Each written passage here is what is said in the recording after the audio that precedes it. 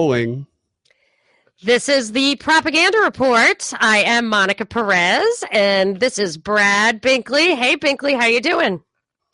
I'm surviving. How are you? You're surviving? That doesn't sound great. I'm surviving. Oh, well, you know what?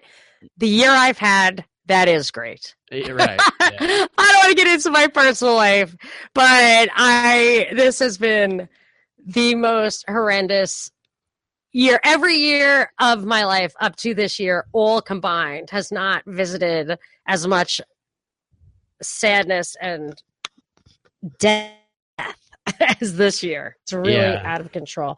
Super, super sad. But I do see the value in surviving. I'm going to rejoice with you. That is a call for rejoicing. Although my mother, who's really been through the mill, she is like, I'm not sure if she's a rock solid, or like she's missing something, Yeah. But, we'll get these bad news. Really, it's been crazy. I mean, it's averaged a death a month of like in my. So she says, Are you one of the weepy ones? I'm like, no, Mom, that's what I can your mom talk. says? Oh yeah, she wants to know who she's talking to, because I have 8 brothers and sisters. Oh right, yeah. And she wants to, she's just like so stoic. So she's like, "Are you one of the weepy ones?" I'm like, "No, I'm good. We can talk." Yeah. And she'll say, some people just don't understand. We were born to die. I'm like, okay, I'm a little young to have fully experienced that, because she's quite old. And I guess over time, eventually, you just start thinking that way. Yeah, I think people... So there you go. That's a great way to start. I want to do the show, though. I really was not going to do the show, this or my regular show. I missed my WSB show last week, and I was going to have to miss it again this week, but I really cannot just sit around thinking about sad stuff. It cheers me up to do this, and you're going to cheer me up. And even though the news normally like just depresses me, it makes me angry. Now it's like such a relief. I'm like, oh, I hate reading the newspaper, but I'm like, I have to read the newspaper. Sorry. Like, I'm not talking to anybody. I'm just going to read the newspaper. And it's full of like, Obamacare stuff, which would just make me mad. And now I'm like, oh, this is great. I really have to focus on this and not other stuff. So I am here. I'm going to let you entertain me, though. I don't expect a lot out of me today. Well, I think every time you've ever said that, I don't let you talk at all. I could come in and say, Monica, today's show is about nothing. Then that would spark something. You go on like 10 minutes about a brilliant insight about nothing. That's very sweet that you interjected brilliant in that, because eventually a show based on someone having nothing to talk about and not stopping talking is not a good show. Isn't that what Seinfeld was? Totally. Yeah. Kind of like the whole Trump-Russia thing. It's literally about nothing. It is. It's about nothing. And when you watch it through the perspective of each week is a new episode, like we've talked about before, I believe you first mentioned, then it does become something that instead of enraging you can be like, oh, what's going to happen in this week's episode, and kind of entertain you instead. Oh, yeah. It's like Naked and Afraid or whatever. People love that show. It's just Naked and Afraid, starring Trump and Putin. Yeah, I feel like if Putin were actually the president of the United States, then you would have to actually look at the policies and behaviors. Like, is he really serving Russia? Or, like, what is he doing? With the Trump thing, like, it's just like Watergate. I actually want to do, like, a study, a parallel between Watergate and the Trump thing, because Watergate was about nothing. There was no content. There was no reason for the break-in. He was winning by a landslide. He won by a landslide. It came out before the vote. People still voted for him. And then he had no idea about it. It was just about the cover-up. You know what I mean? The whole thing was about nothing, and it ended in the resignation. So I wonder if this whole circus is truly going to be a parallel to Watergate to the end. Right. I was thinking about a story arc earlier, beginning, middle, end. You start with nice. Typically, the beginning of a movie script is you're going to have the before picture, and then you're going to have the after picture, and the after picture is going to reflect the transformation that's happened to your main character, They start in one place. There's an intervening event about 10, 15 minutes in, which sparks the action they take, which would be, I guess, him running for president, or maybe it would be the Russia thing. Actually, would probably be the thing that happens. Then there's the reverse towards the end. So I think maybe because the Russia thing's getting real tired, I think maybe we're reaching the point of the reverse happening. I don't know what that reverse is going to be. Maybe it's, I don't know, a dead body is going to fall from Air Force One. I don't know what it's going to be. Well, I've been wondering how we should look at it, because surely there is a storyboard. Absolutely. Somebody knows. You know what the real tell is? That that the actual events. Hold on, I'm having technical difficulties. Okay, that the actual events are they get fed out to us episode by episode. So like this Trump Jr. meeting, did that actually happen a week ago, or was it just revealed? Exactly.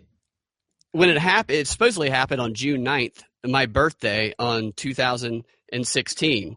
And at first, now this is what was really strange to me about it, is at first he revealed all this information. He published those emails for, quote unquote, transparency. And speaking, I think this is evidence. What date did he publish for after it became known? Yeah, after it became. How did it become known? A year later. Yeah, I don't remember who first reported that it happened, but there was going to be, apparently, I think somebody from the New York Times might have originally published it, and I think someone else from the New York Times, or perhaps the same person, was going to publish the emails, and they must have found out about that. This is a story anyway, so they got out in front of it, and Trump Jr. published the emails first so that it didn't come from somewhere else. And what's interesting to me about that is, like, a couple of days, like every time a story starts to die down a little, and this is evidence to me of, the storyboard theory, is every time the wave of Russia just madness starts to die down a little bit, something else is put out there to keep the madness growing. And just shortly after this happened, the next news story broke, and it was there were more than 4 people at the meeting. It wasn't just Kushner. I won't read it. I'm not reading the meeting, right? Yeah, I'm not following it. Yeah. Yeah, so that became the new outrage about it, and that's what I guess ultimately sparked Trump Jr. being called to testify. Oh yeah, that's going to be fantastic. And this is the third one. This is the third little bit of, not outrage, but spark they put in it to keep it alive, because everybody's going to watch the Trump Jr. thing. And you know what else they do that's consistent with the episode type thing? When you watch a series like that, there will be like dud episodes, like an episode where you kind of absorb all the information, like a down week. Yeah. And then like nothing happens in that episode. And then the next week is where the, a new reveal. Right. Let me ask you this. You made me remember something that I was actually about to publish something about, but this other thing posted before, and it kind of made it lose its relevance a little bit. But I want to ask you, how long ago do you think the Kushner back channel Russia story was? When do you, like, how long ago does it feel like that happened? You remember that? The whole big story was Kushner has a back channel, a secret treasonous back channel. Yes, I that did not have the legs I thought. That was the dud. That was the dud. Yeah.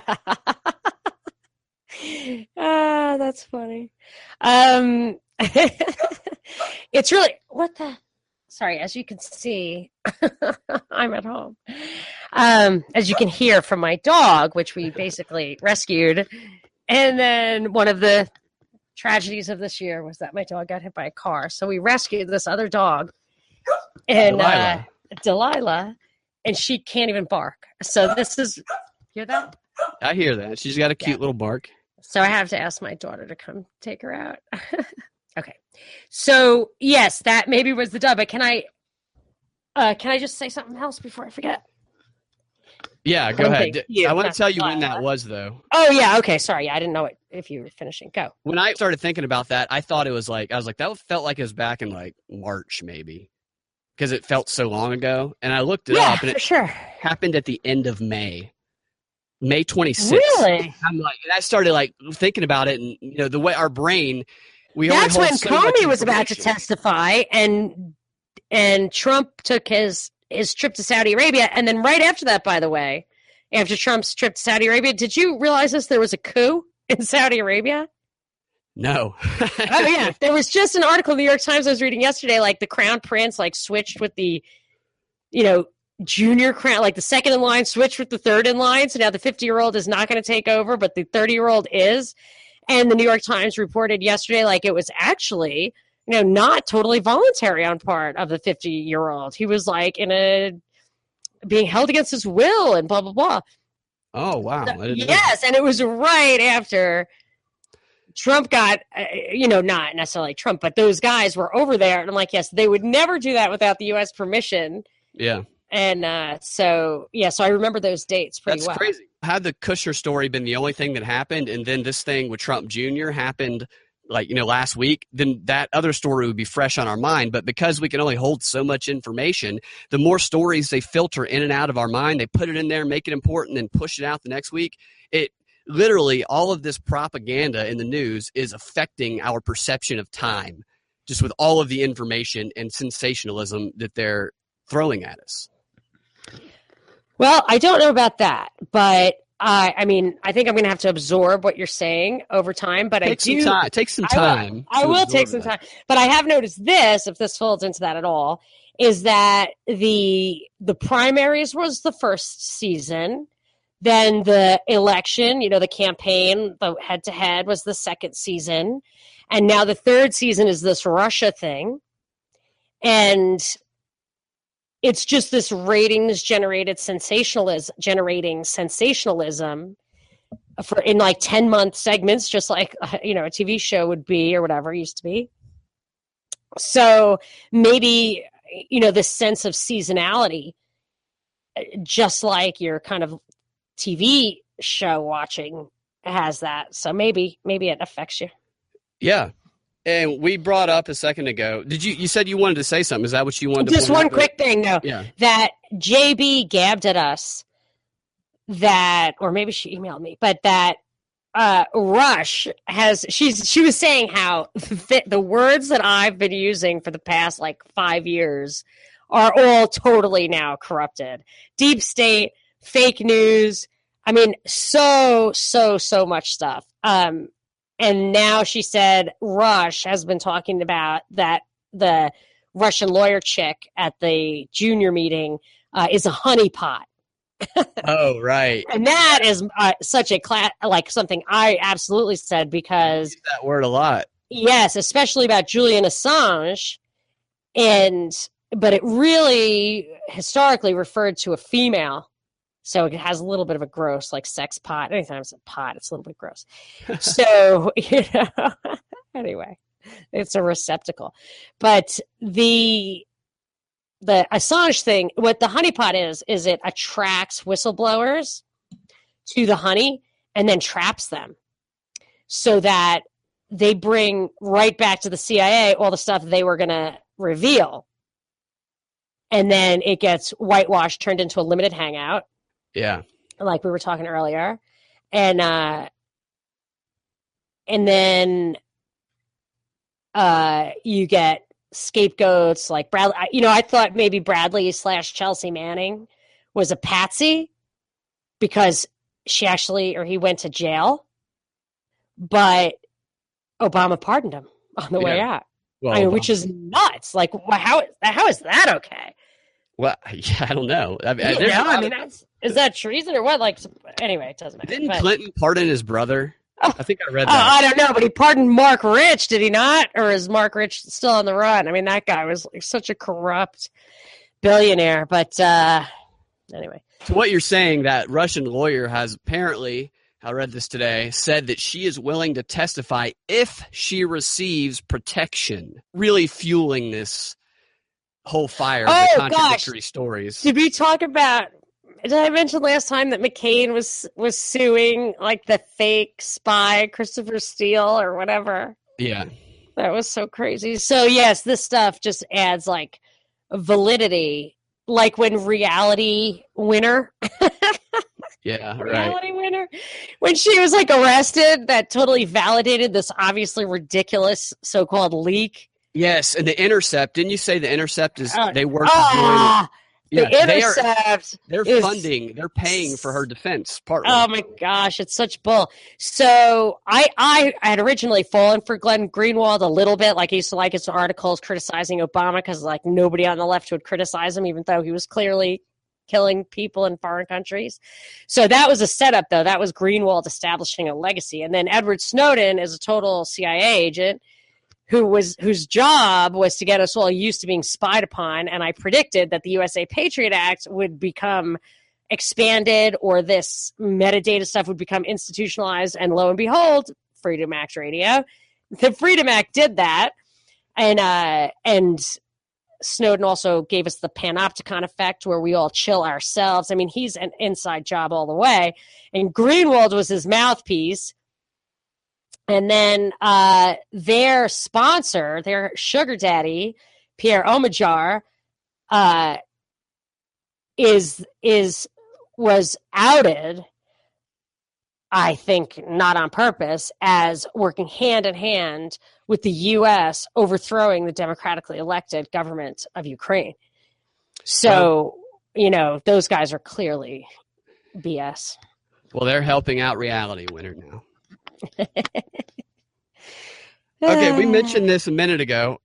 Some people might not have heard it. They just broke this news today that next Wednesday, get ready, next Wednesday, live, we're going to get to see Trump Jr. and Paul Manafort testify before Congress or the Senate Intelligence Committee. My gosh. Is it pay-per-view? It might as well be. People are going to have people over. They're probably going to start doing these things at night. It's going to be 7 p.m. in Congress. Yes. Maybe a delayed broadcast.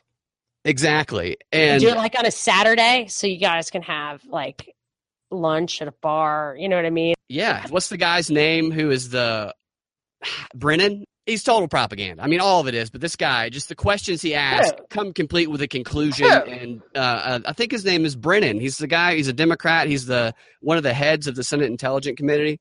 Maybe I'm getting his name wrong.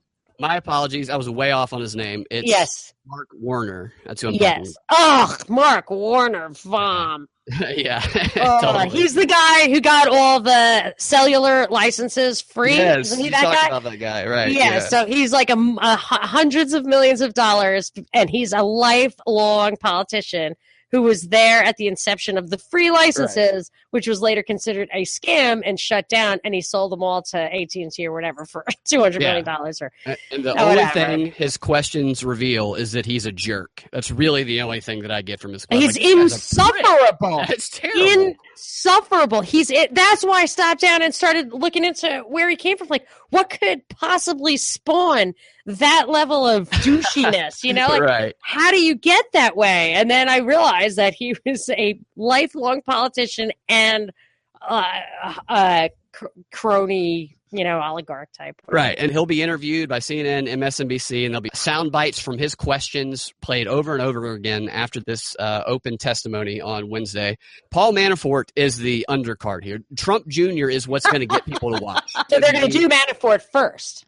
They might. You're probably right. Probably exactly what they'll do, because people will watch. People don't otherwise want people tuning out. I mean, what a waste of ratings. Yes, but Paul Manafort's the interesting one. That's the one that you want to see what kind of questions that they ask. And I'm really curious about it because there's probably half of the people in the room who have worked with Paul Manafort, who have paid him to lobby for them in some form or another, or have in some way worked with him, because that dude is connected to everyone. John McCain, who might not be there because of his surgery. Right. Paul Manafort's firm lobbied for John McCain, I think it was in 2008. That sounds right. For them. Not to mention John Podesta, who also he has a lobbying firm, the Podesta Brothers lobbying firm. Manafort, there's a big story about Manafort having to register as a foreign agent. The story that didn't really get reported is that the Podesta firm also had to register as a foreign agent because it also was working for pro-Russia interests. And they did have a closed hearing with Podesta where I'm wondering if they actually asked him about his firm's lobbying efforts with Russia, because that's what they're going to be asking Paul Manafort about. So I wonder if Podesta got asked the same questions that they're going to ask Manafort. Another person who is connected to Paul Manafort is Tad Devine. Tad Devine was Bernie Sanders' like campaign head. His I don't know if he called him his campaign manager, but he acted in the role of his campaign manager. Tad Devine worked for, how do you say his name? Yanukovych. Yanukovych. Thank you. I have to work on my enunciation there. But he worked for the Yanukovych campaign. He lobbied for them from 2006 to 2010. Part of that time was the same time that Manafort lobbied for him. So they're working for the same guy. Hold up. Yanukovych, the democratically elected president of Ukraine, who was ousted in the coup run by Victoria Nuland, that's what we're talking about? Okay.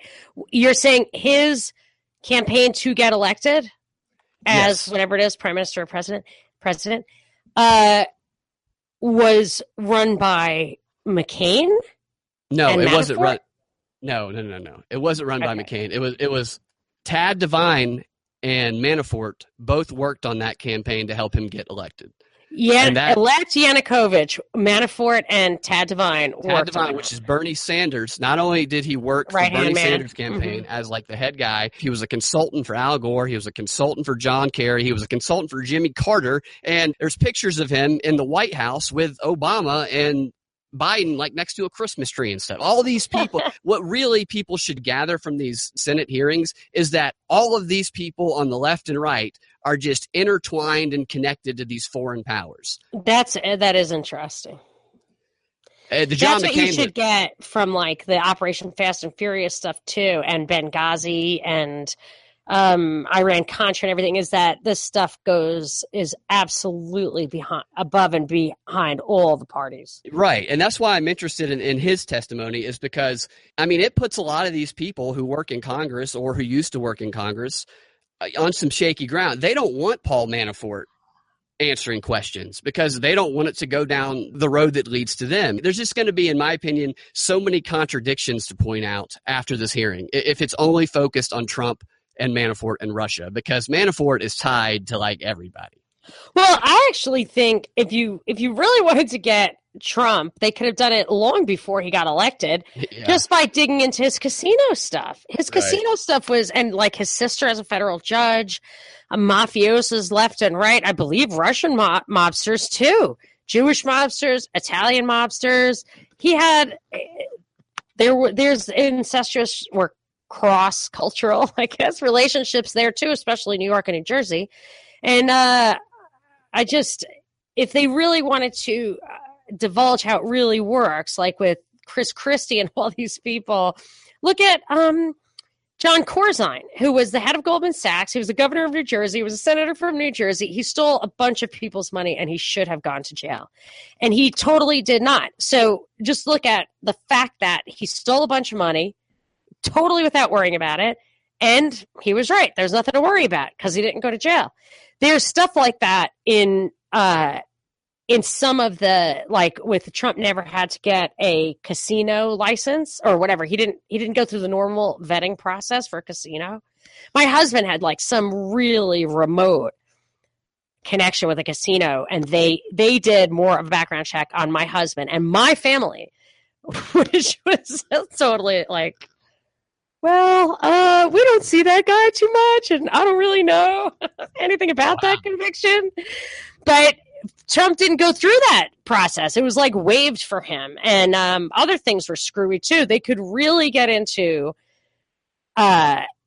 corruption and behind the scenes stuff and cross-border stuff. And they're focusing on this, something they know isn't real. Like the election stuff is not real. So they're focusing on something they know will not end up revealing anything because it's not real. Right. Yeah. They don't want to focus on the real stuff. I can't remember the quote exactly, the Roman quote about the Colosseum. You keep the people fat and entertained, and they won't pay attention to the real stuff. They won't meddle in the foreign policy. The senators can be left alone to deal with the things they don't want the public touching. Bread and circuses. Bread and wine. Bread and circuses. Right. Yeah. Yes, we have it all. We have Prozac and Facebook. Russia has sex and vodka. Europe, I think, has fashion and food. Can we trade with Russia? My God. I feel like that's just, well, everybody gets sex, right? So, I feel like that's a cheap thing that you can if you don't want to spend any money, that's in the that's in the pairing. And vodka's pretty darn cheap too. Ugh, I can't drink it. But yeah, the Prozac and Facebook doesn't do it for me either. Yes, I think there you go. Russia, the true threat. So yeah, I think that they will not ask questions that will. They don't have to worry about getting caught up in the dredging because they're not actually dredging the right lake. Right. And what's going to be interesting to me is the reporting on his testimony and Trump Jr.'s testimony. Maybe someone does ask a question that causes Manafort to reveal something damning about somebody they don't really want to talk about. But it's going to be interesting because, like 99% of people aren't going to watch the full thing. They'll tune in here and there. But totally. They will report. The reporting will mostly be Trump Jr. They'll frame it, and then they'll play a clip of Trump Jr. sounding either completely guilty or completely dumb. And they will play either very little of Manafort's testimony, or they will play a very small amount of the comments he makes about working for that campaign. And working. Here's the thing. They won't play the other stuff. I feel like that certainly Ivanka, but I had thought that Kushner and the two boys, Eric and Donald, were also like the point for Trump. Trump, in my opinion, Trump's a puppet, right? Or not even a puppet. Like he's just, I don't want to characterize him with that label. He's a guy who's playing a role, just like on The Apprentice and wrestling. He's a guy who's playing a role. His deep state connections are undeniable, from Roy Cohn to his uncle, Dr. John Trump, to his sister, to the casinos. Undeniable. His father in front of Congress, all that kind of stuff. Well, it's undeniable. He knows what's going on. And here he is. One thing that was so he's getting paid for this, in my opinion. So however it works out, if he resigns, if he gets impeached, if he comes for a second term, I don't know. I presume and hope that he does not get assassinated, but I don't think that's off the table. Obviously, that's not something you would agree to.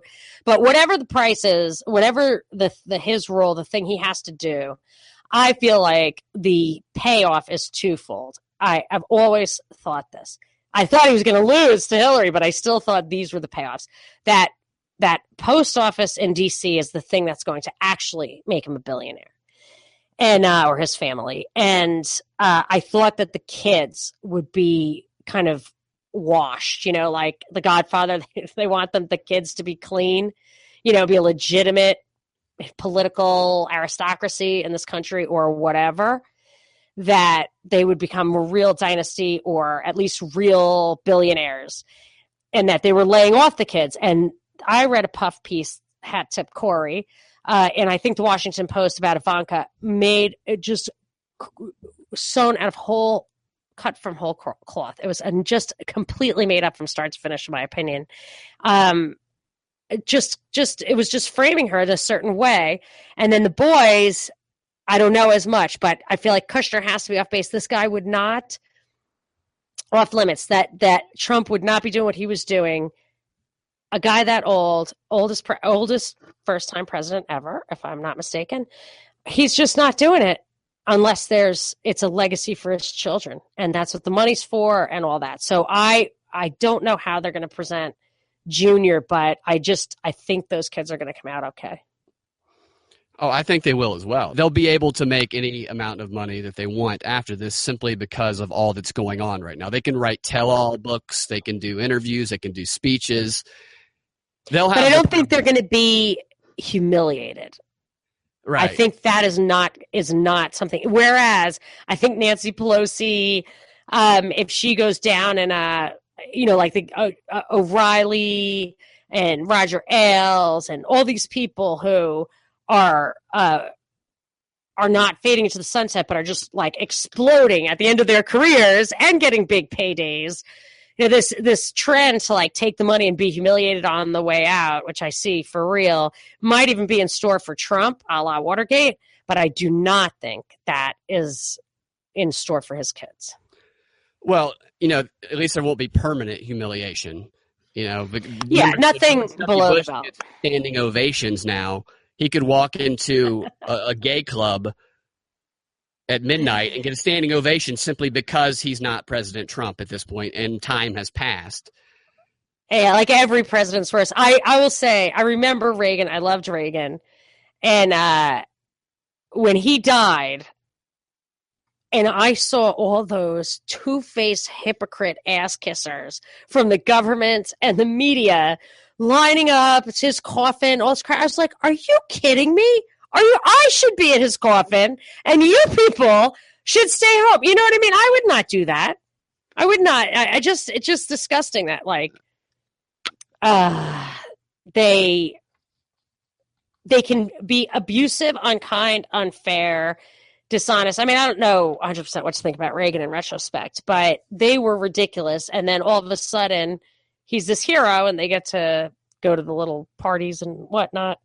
It's hypocritical, in my opinion. It shows a lack of principle. A lack of principle and just evidence of how these political players work. We're gonna slander each other, but we know in the end we're all kind of working for the same team in certain aspects of it anyway. I know we differ on the faction belief to a certain extent, but I think they're frenemies. You ever heard the term frenemies? I think they don't like each other, but they work with each other. That's a SpongeBob term. Yeah, yeah. I'm ready for a promotion. All right. You have anything else you want to say on that subject? No, I am curious to know about some of the news that you have been eager to tell me about. Well, we've talked about this quite a bit. Total information control. Yes, that's my thing. Obama was the surveillance president, and Trump is the censorship president because information goes two ways. So surveillance is they get it all, and censorship is they push down what they want, and together you have total information control, which the logo, the motto, I mean, for the Total Information Awareness Program under Bush was knowledge is power.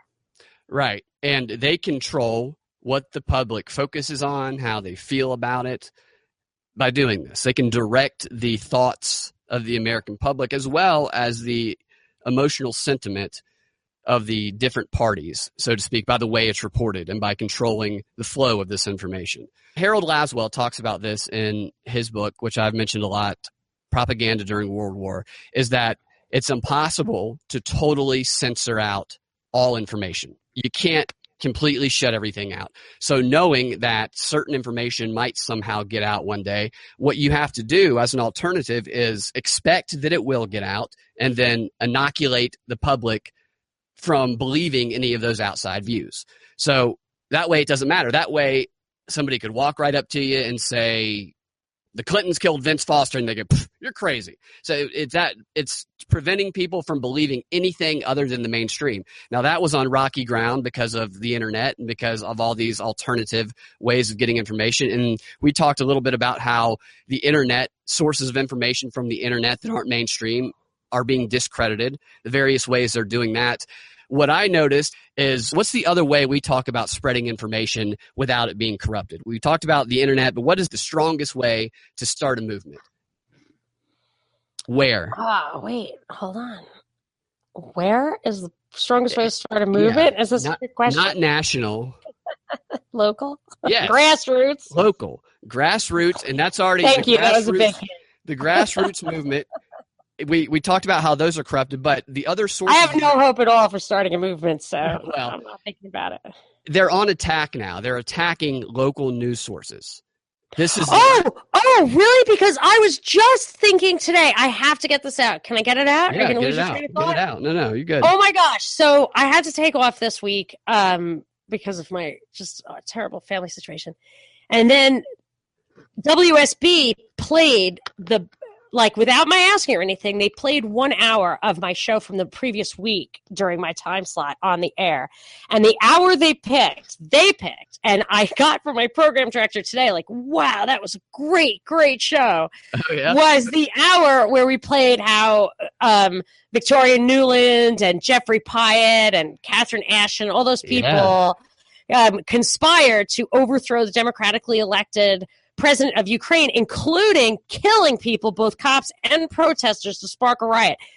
We played and leaked phone calls about this stuff, and on the air, you and I, and then WSB just spontaneously was like, yeah, and played it. Then when you posted that show on YouTube and called it Putin didn't destabilize Ukraine, we did, they demonetized it, right? Right, yeah. Yeah, so this is what I was thinking about. I was walking the dog today, and I thought of that. I was like, that is so crazy. And I said, oh, yeah.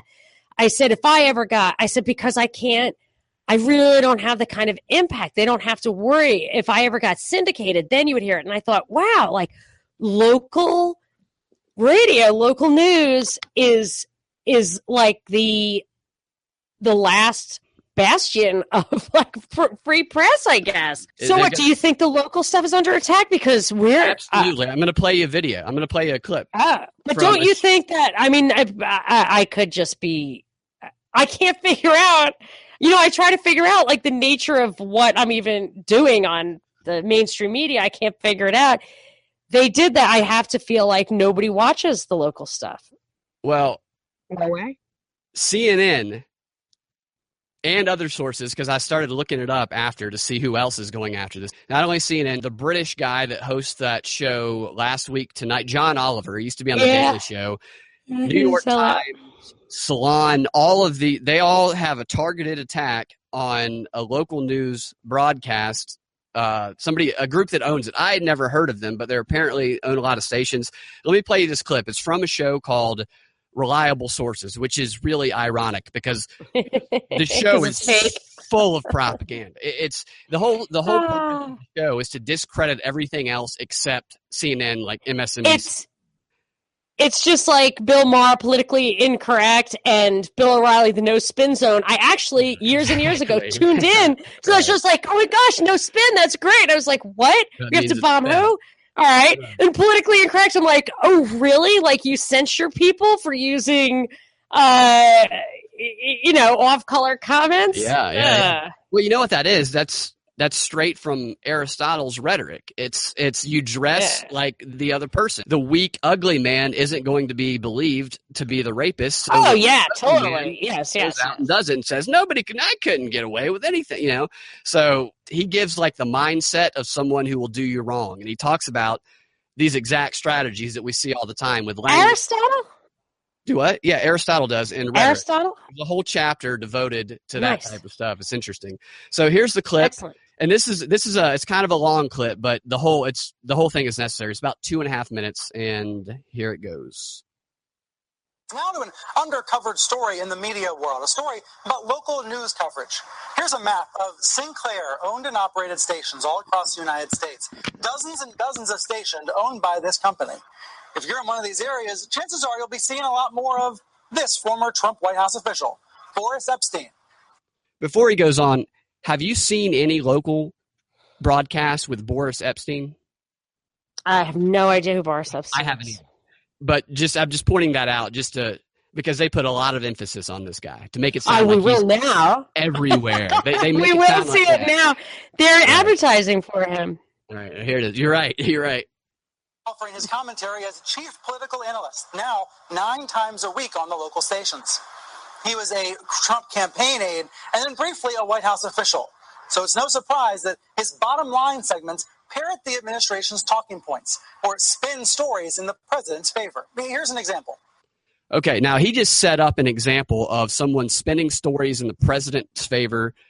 He makes it sound like what we're about to hear is just going to be blatant. Yeah, so he prejudged it for us. So he went ahead and told his audience how to feel about it. Now here's what he actually says. The bottom line is this. CNN, along with other cable news networks, is struggling to stick to the facts and to be impartial in covering politics in general and this president specifically. That's 100% true. Okay. That's not spin at all. That's obviously people defending CNN aren't going to say that, and but yes, it's true. And he might deliver propaganda in other ways, but that example they use, I mean, could they not find a better example? Give me a break. Here's the rest of the clip. This is something that has not got enough attention, I think. So joining me now is David Zerwick, media critic for the Baltimore Sun. You wrote about this week, David. You said that Sinclair is taking a perilous path by increasing what they call must-run segments with Boris across all of its affiliates. Just keep in mind how innocent that clip was when this guy is describing what's going on here. And must run is just like, it's their basic stuff. Exactly. And I hear must run, though, and this is why I asked you if you've ever seen a clip of him, because I know we both pay attention to local media, probably more than your average person, and I've never seen a clip from this guy. And the language they use... Who is the Sinclair station in Atlanta? I have no idea. Should I know that? I have no idea. I was looking it up the other day, and I think they're about to get bigger. I think they're trying to like preempt them, or maybe they're part of the whole program. I don't know, but just listen to the way this guy... my guess is this is part of the dialectic. Yeah, listen to the way this guy describes Sinclair and the Boris dude. Okay. Why is this perilous? Well, it's, first of all, Brian, it's the pieces that Epstein has done, and I've looked at them, come as close to classic propaganda as I think I've seen in 30 years of covering local television or...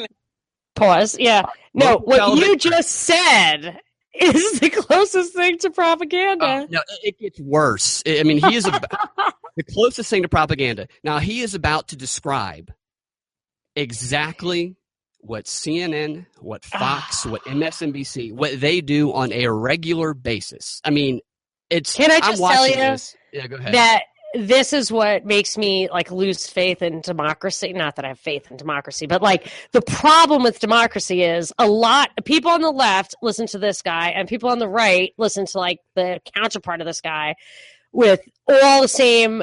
It's blatant propaganda, and then I will get an email saying, "Oh, Monica, it's that the left is just all propaganda, or just the right is just all propaganda." I'm like, no. They're both all propaganda. Right. All right. Now listen to the examples he describes. It's I was watching this with my jaw dropped at how blatant and just obscene the not lack of awareness, but the hypocrisy. National television. They're outrageous. Whatever the White House says, President Trump believes there was voter fraud, and he sets up this commission to get data from the states, and the states rightfully push back because it's very intrusive data. Boris Epstein's piece on it ends with the state should cooperate with President Trump. And it's not just that, it's the imagery of some of the pieces. As he speaks in one of them, it says how he's delivering on his promises during the campaign. And what you see is Trump walking triumphantly on a stage with American flags flanking him on both sides, and it's shot from behind with a sea of people cheering with their arms raised and applauding him. Dude, Binkley, I feel like he copied your script word for word. I mean, you've been saying this stuff. I mean, that's like you would have broadcast that CNN a year ago puts about them. Of Trump with on their page, a picture of Trump directly next to it, a story with like a Jewish Israeli symbol being burned. Yeah, exactly. I mean, talking about imagery, they put dead babies all over the head of their page. It's unbelievable. This is the same network that cut the clip from the alleged sister of the Milwaukee police shooting incident, where they cut a clip to make it sound like she was saying or giving a call for peace, saying, "I want peace, I want peace." Then when you find the full clip, the full clip isn't her calling for peace. It's sending people to the suburbs to burn down the white people's houses. Yeah, that was pretty crazy. This is the crazy. same network that did that, having this guy on talking about the imagery propaganda. They all do this bullshit. This was unbelievable. Why would he... Is this like we're just too stupid, or the people watching too stupid to apply the principles he's explaining to the stuff on their side? Or is it this kind of controversial concept of revelation of the method, where if you tell somebody how you're screwing them and they don't really fight back, then they are consenting and you're kind of morally, so if he says, "Look, we told you how it works, and so you're forewarned. We can do it to you now, and it doesn't make us unethical." I mean, that's a real. I mean, you got to go down. I think it's a little. I think that relates to dog whistling. In my opinion, everything is a little bit of a dog. is the general crowd. Then there's the people who are into. Definitely dog whistling. I would say that's a little bit slightly different, but okay, got it. Right, yeah, and I hadn't thought of that. What they're doing here is they are so confident in their ability to exploit the psychological mechanisms of the public that they can reveal the method. They don't even care reveal it. That they know that confirmation bias. They know that somebody who's a very smart person who is buying into the propaganda will look at CNN and they will hear that and they will say, yeah, I know, I see Fox do that all the time, and their confirmation bias and the natural avoidance of cognitive dissonance will cause them to not see it when they're looking at. I mean, literally, they will be blind to it when they watch CNN, but it will be blaring to them when they see Fox. They cannot see. Are they also trying to trigger the Olbermann stuff you were playing? I don't know if it was on. Oh yeah, trigger. Trigger both sides. No, both sides. So people like JB gabbed at us. I saw red when I heard that Olbermann clip, and I was like, "Yeah, I think he meant to trigger us all on both sides." So, we are what the clip you just played to me makes me absolutely want to tear my hair out with the hypocrisy of it. Right. I think there could be a layer of that too. I think that's also part of it, and they have their audiences in mind. All propaganda has their target audience, and there's going to be that direct audience, which is people who watch CNN because they like it, but they're also trying to agitate people like us. Can I just interject something? Yeah, go ahead. Sorry. So we talk about the psychological methods and the impact, and here we are blah blah. I see this, you see that. I see this, you see that. It's all there. These guys are psychological geniuses or whatever.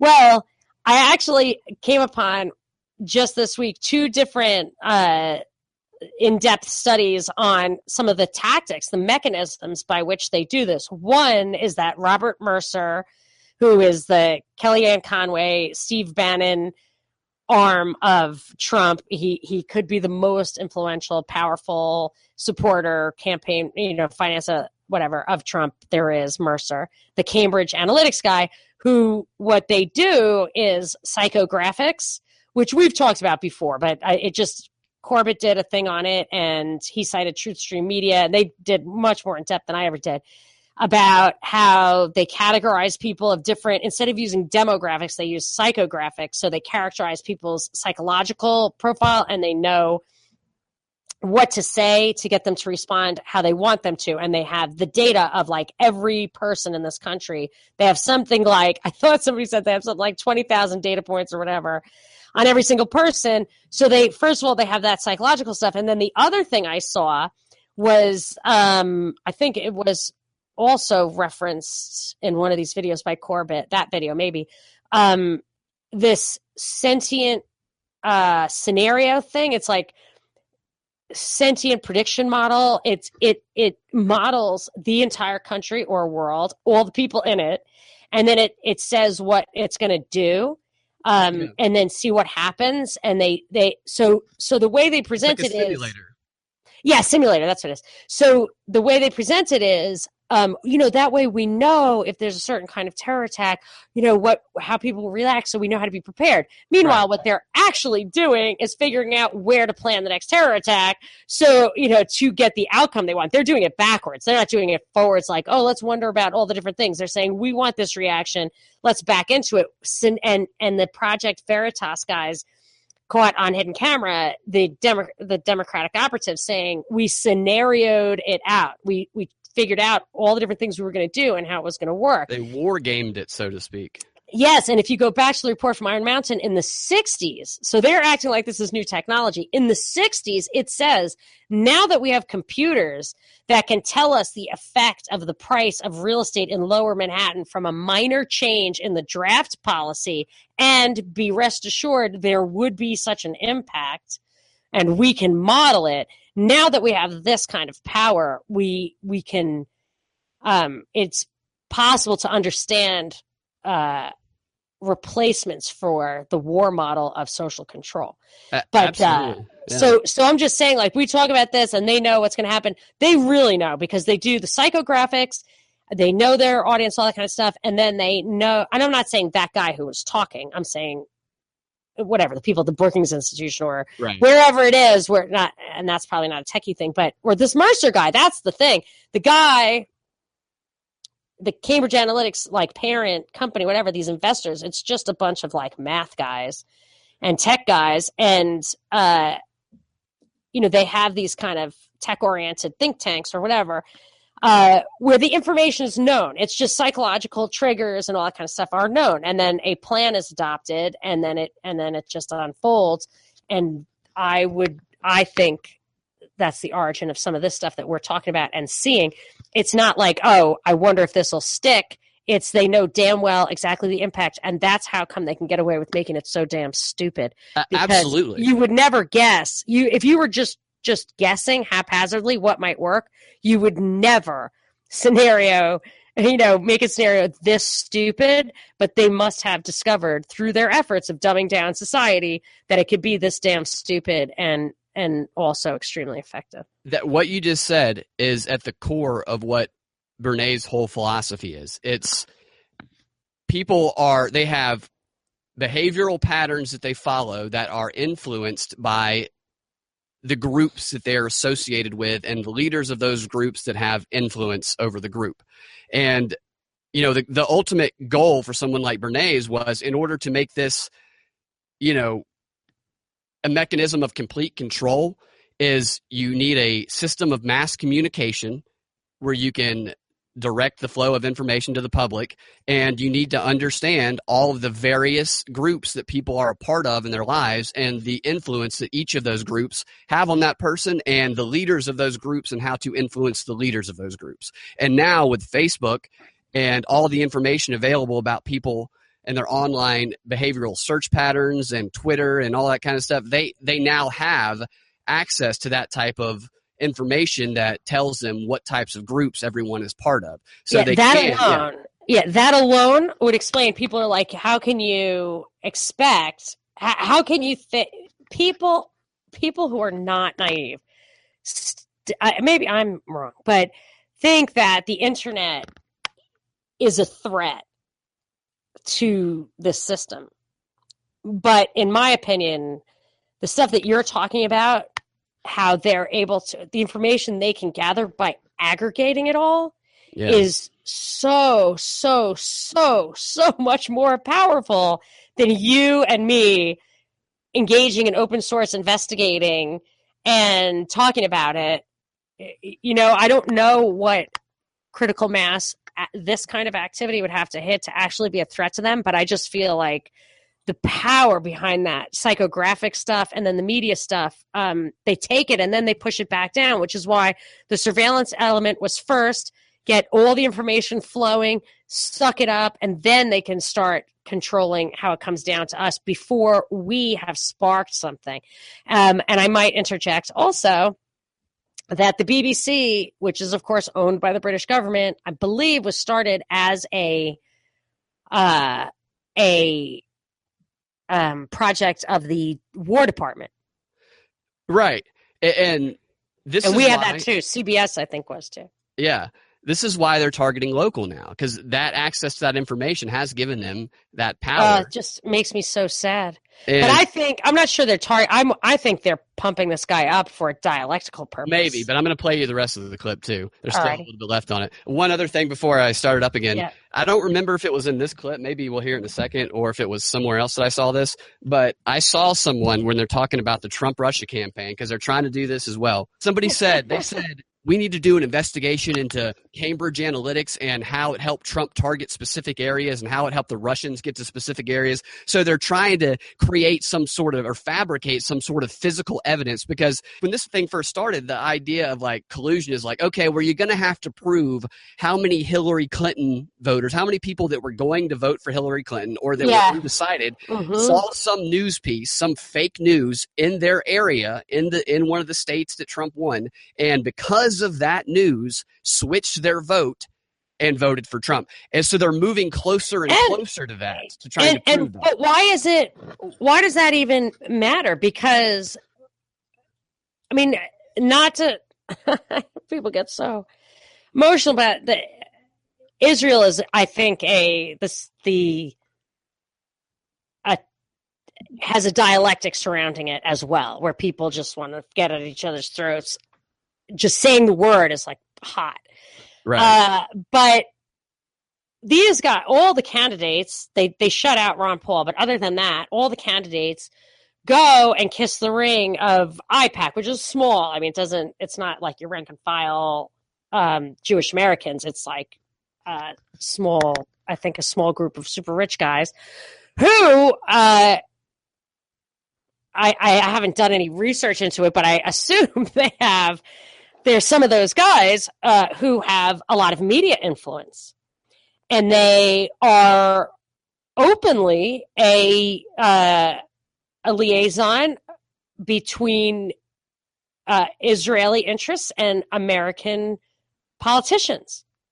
So should we investigate how many votes they change or how much they influence, or maybe influence politicians directly? I'm not opining on that, but I don't understand why we just care if it's Russia. Do we care about, well, what about the UK? The UK, some people think the UK manipulates us all the time. And wasn't the Fed a way to get American dollars to underwrite European central banks 100 years ago? I'm pretty sure that it was that, and we bailed them out in 2008 to the tune of like trillions of dollars. And some people think that the revolution was lost when Alexander Hamilton started the first central bank, that he gave it back to the British bankers even back then. So I should say the UK elite. I mean, not the UK in general, but the UK elite. But if what we care about is foreign influence, then we need to address that across the board. Right. And if we don't, and I don't even necessarily think we should, I think we should scrutinize policies as being consistent with American interests across the board. That I think we should do. I actually never really care about what people are doing as long as we stick to our principles and preserve our foundational laws, the Constitution, which I grudgingly accept, although I prefer the Articles of Confederation, and the Bill of Rights, which I think is Confederation. We need to do because they did not allow the federal government to collect taxes to destroy. Yes. So I'm just saying, if we are hyper vigilant about making sure wars are defensive and our rights are never encroached upon, no matter what the threats, then we don't have to worry about what's an inside job and what country's doing what. We need to not allow this propaganda to influence what we decide the policy is. My father taught me, I'll get this rant back real quick. But my father taught me growing up, he said, you have to have all your principles in order. You have to really know the difference between right and wrong. And then anytime something comes up, you'll know the answer. You never have to sit there and agonize and weigh and what might happen and what. He said, if principles are there for a reason, he would say it's a reflection of, God's will or whatever. I might add that it's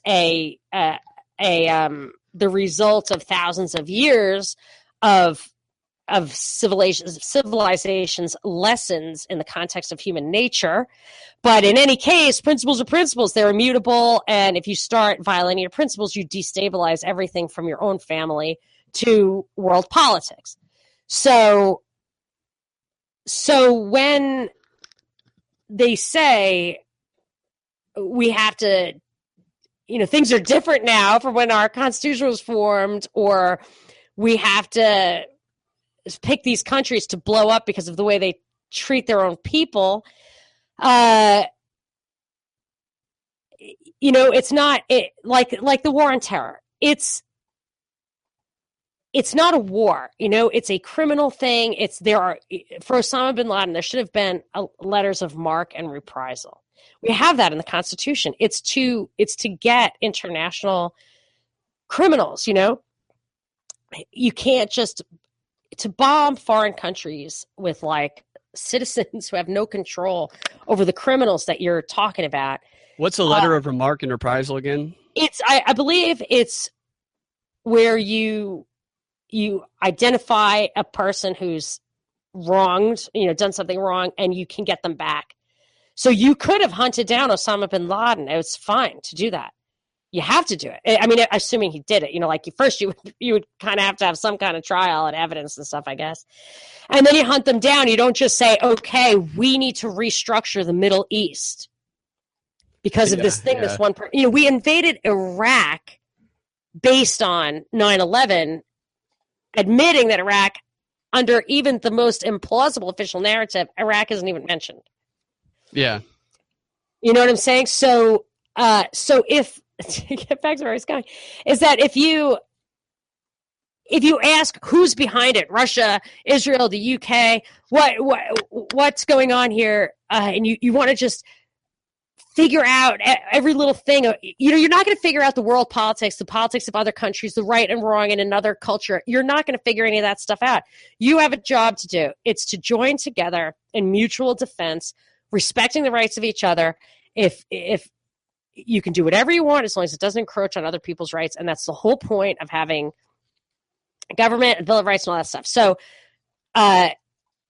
you don't have to answer all these questions. You just have to guard vigilantly our just foundational laws and just stand firm and be willing to die for it. Be willing to die for the Fourth Amendment. I mean, believe me, I'm no hero, but as my mother said, we are born to die, and I'd rather die fighting. That's the problem with the compromise, is that you don't actually get what you were after anyway.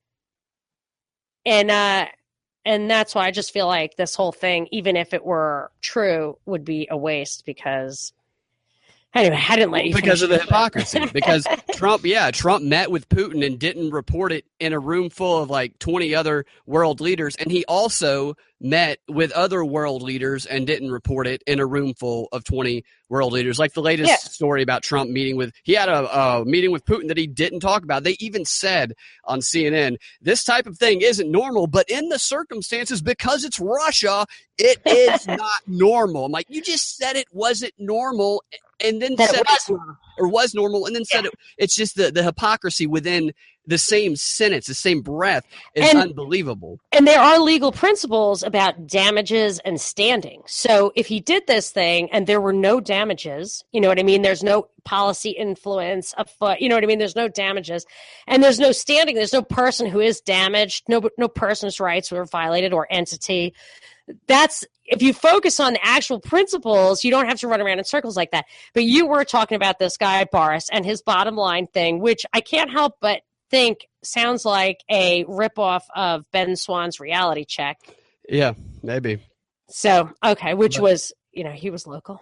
Right. And the point of focus that the media directs people's attention to is it's how they exploit the confirmation bias and just the way they've reported. I believe I mentioned something about this last week, but when you emphasize that Trump talking to Putin without reporting it at the G20, and you just make that the most important thing, and then you either don't talk about how it's normal to do that, and he also did it with others, when you don't give that context, or you reveal that context in a way that's demeaning or doesn't make it mean anything, then the person who wants to believe that it is insidious will believe it. It's like saying Donald Trump, I'm playing death music. Donald Trump has a meeting that goes unreported with Vladimir Putin. And in other news, Hillary Clinton, lighter news, murdered Vince Foster. Moving on. It's just the way they present it. Somebody goes, did you hear Hillary murdered Vince? Oh, it's great. It's just the way that they leave that imprint on people's brain, exploiting what they're inclined to believe based on those group formations and that psychometric data that we were talking about a little while ago. That was heavy. I am weighted down by that. All right, I'll play. Let's get back into this clip. There's so much good stuff in it.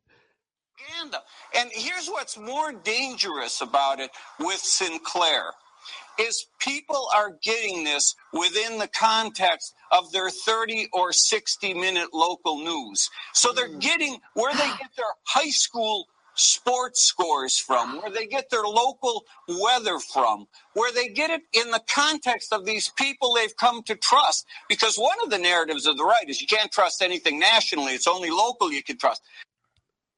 You see that?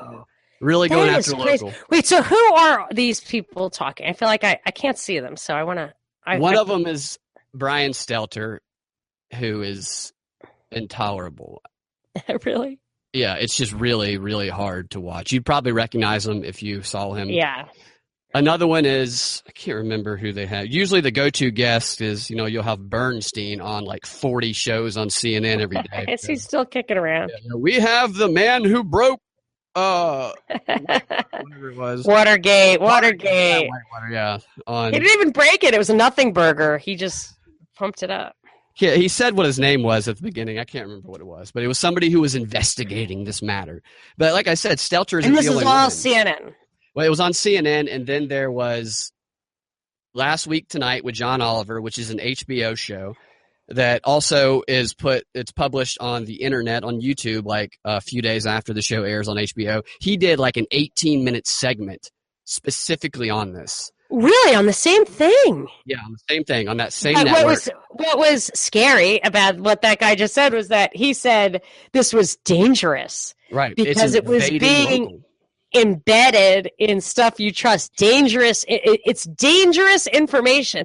Since when? You know what I mean? Like, it so negates the concept of free will. It's so elitist to say it's dangerous for people to have information. Yeah, and they showed a map, too. They use imagery, as the guy talked about at the beginning, where he said, here's a map of all the stations owned by whatever the name of that media company is again, by Sinclair. Sinclair. Then they flashed a map that just had dots just all over it, like a virus had spread across. Right. Oh my gosh, that's me. Oh, that's Atlanta. You can see it. I'm infected. We're infected. I'm talking like they're using imagery propaganda and talking about how to debunk imagery propaganda. It was just a shocking clip to me of how blatant it was. It's super rich. Yeah, totally. So I think for the moment I've exhausted my commentary on that clip. Do you have anything else to say on it? No, it was a great. It was that show is a great source of propaganda. It claims to be on the watch for propaganda, but it's just, oh my gosh, it's like the no spin zone or the politically incorrect. It's entertaining to watch when you watch it, like we said, through the episodic mindset and through what bullshit are we going to get today? Just kind of see what new angle they're going to take it to. And you go, oh my gosh, I never thought of that angle. So it's interesting to see, just like watching The Flash, what's going to be the new twist this week or whatever show you like to watch. So, yeah. Oh, wait. I gotcha. I had another clip that I want to get your opinion on. I want to get your opinion on the two of the subjects that come up in it. And also, this is an example of the emphasis of information, like what they're saying is important and what they're saying is secondary. This is a clip of how Jake Tapper opens up the lead. He always opens up the lead with some snarky remark every single time. And this time, I thought it was interesting because he opened up a little snarky like he does. And then at the very end of his intro, he throws in two really serious and complex issues. Here it goes. Thanks, Brooke. From I alone can fix it to I ain't gonna own it. The lead starts right now. A day after saying, let Obamacare fail, President Trump invites every Republican senator to lunch at the White House to unveil a brand new healthcare strategy. That's 3 strategies in just 2 days. He also twisted some arms along with the pepper shaker. Breaking news, a new Washington Post report says that President Trump is ending the program to arm Syrian rebels fighting Assad. That's potentially music to Vladimir Putin's ears. Was that item discussed in that meeting with Putin that the public didn't know about until last night? Do you notice what he made important? the meeting that he didn't report, and that's Vladimir Putin's ears. When the important thing is that, the complexity of the Syrian rebels and that we've been arming them with weapons and who they're killing and who they're not killing. Yeah, I was trying to actually sort through that when he made it about Putin. Right, I was like, no, wait, that means we're going to start bombing them or put boots on the ground. I mean, this is serious. Right. And here's the rest of it. Plus, unstable dictator, unstable weapons. A new warning that North Korean missiles can reach the United States, and where they might land is anyone's guess. Be very afraid. We need to obliterate North Korea. Any country on this planet that is within range of any weapon they might someday acquire should be obliterated immediately. Yeah, and we don't know where it's going to go. It might be just get rid of all the other countries, and then it might divert at the last second. And then we should just commit suicide at the end, because that might be how he ended the show. I have no idea. If we blow up the entire Earth, then we will win. We win.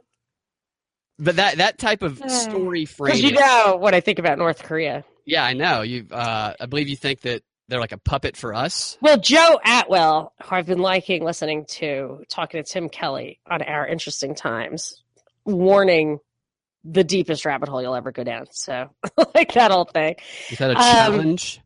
I don't know. Somebody did actually tweet at me like, what was the name of that show? I was like, it's Our Interesting Times.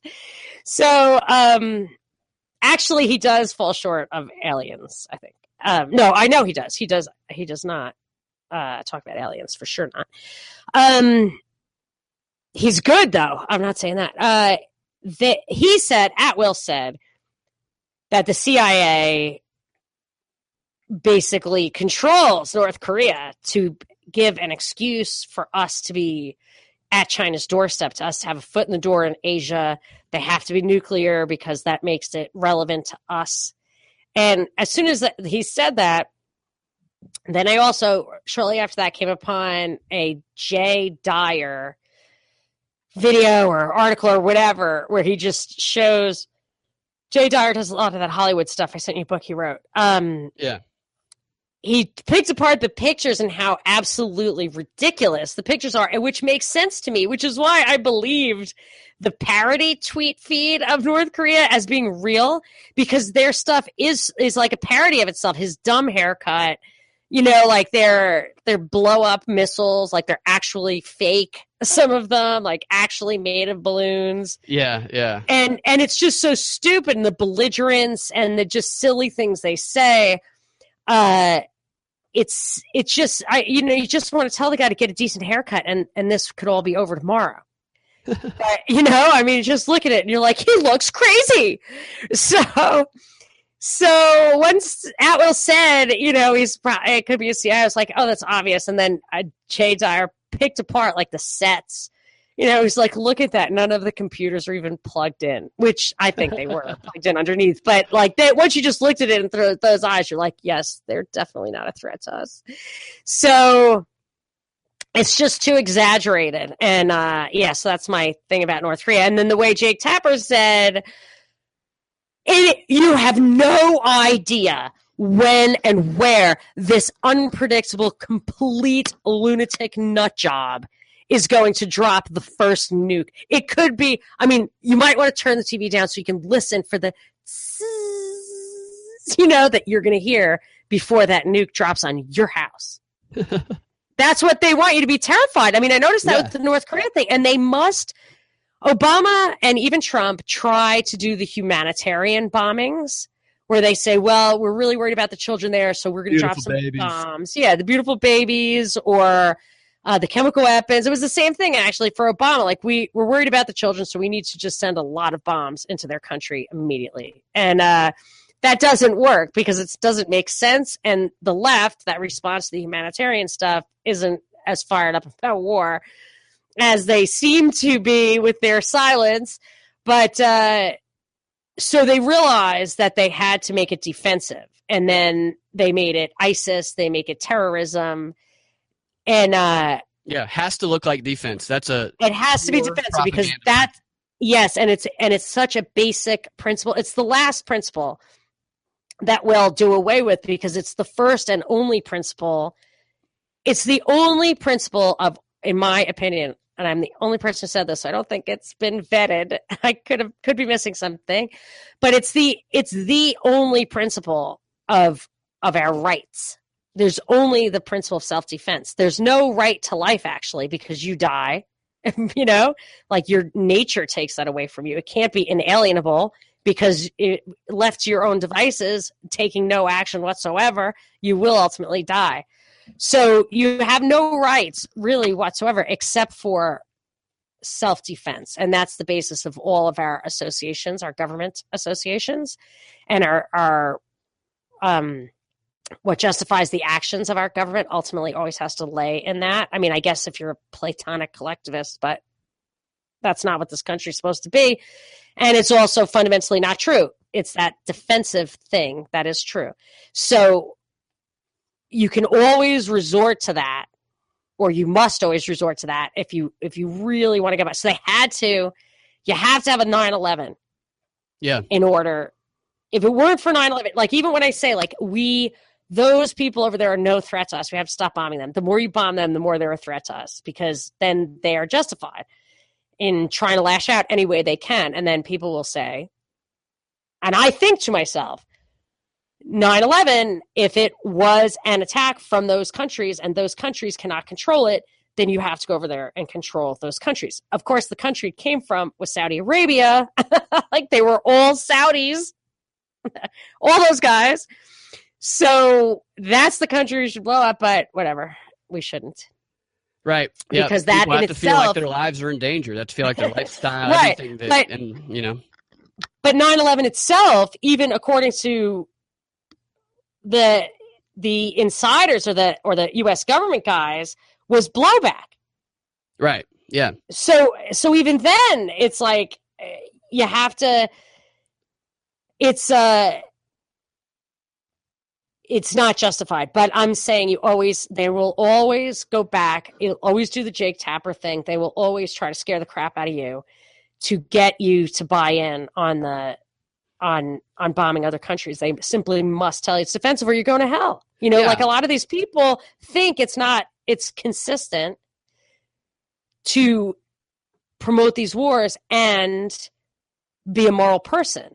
And the reason they think that those two things are consistent, which they are not, is that they believe the propaganda that tells them it's fundamentally defensive. Absolutely. And that's what makes it challenging as well, is every war is going to be presented as one that's fought on the defensive, that's fought to protect the innocent, the women, the children, our own lives and lifestyle, that we must do it. Otherwise, the evil monster is going to take us. And that's why it all comes down to the information. Exactly.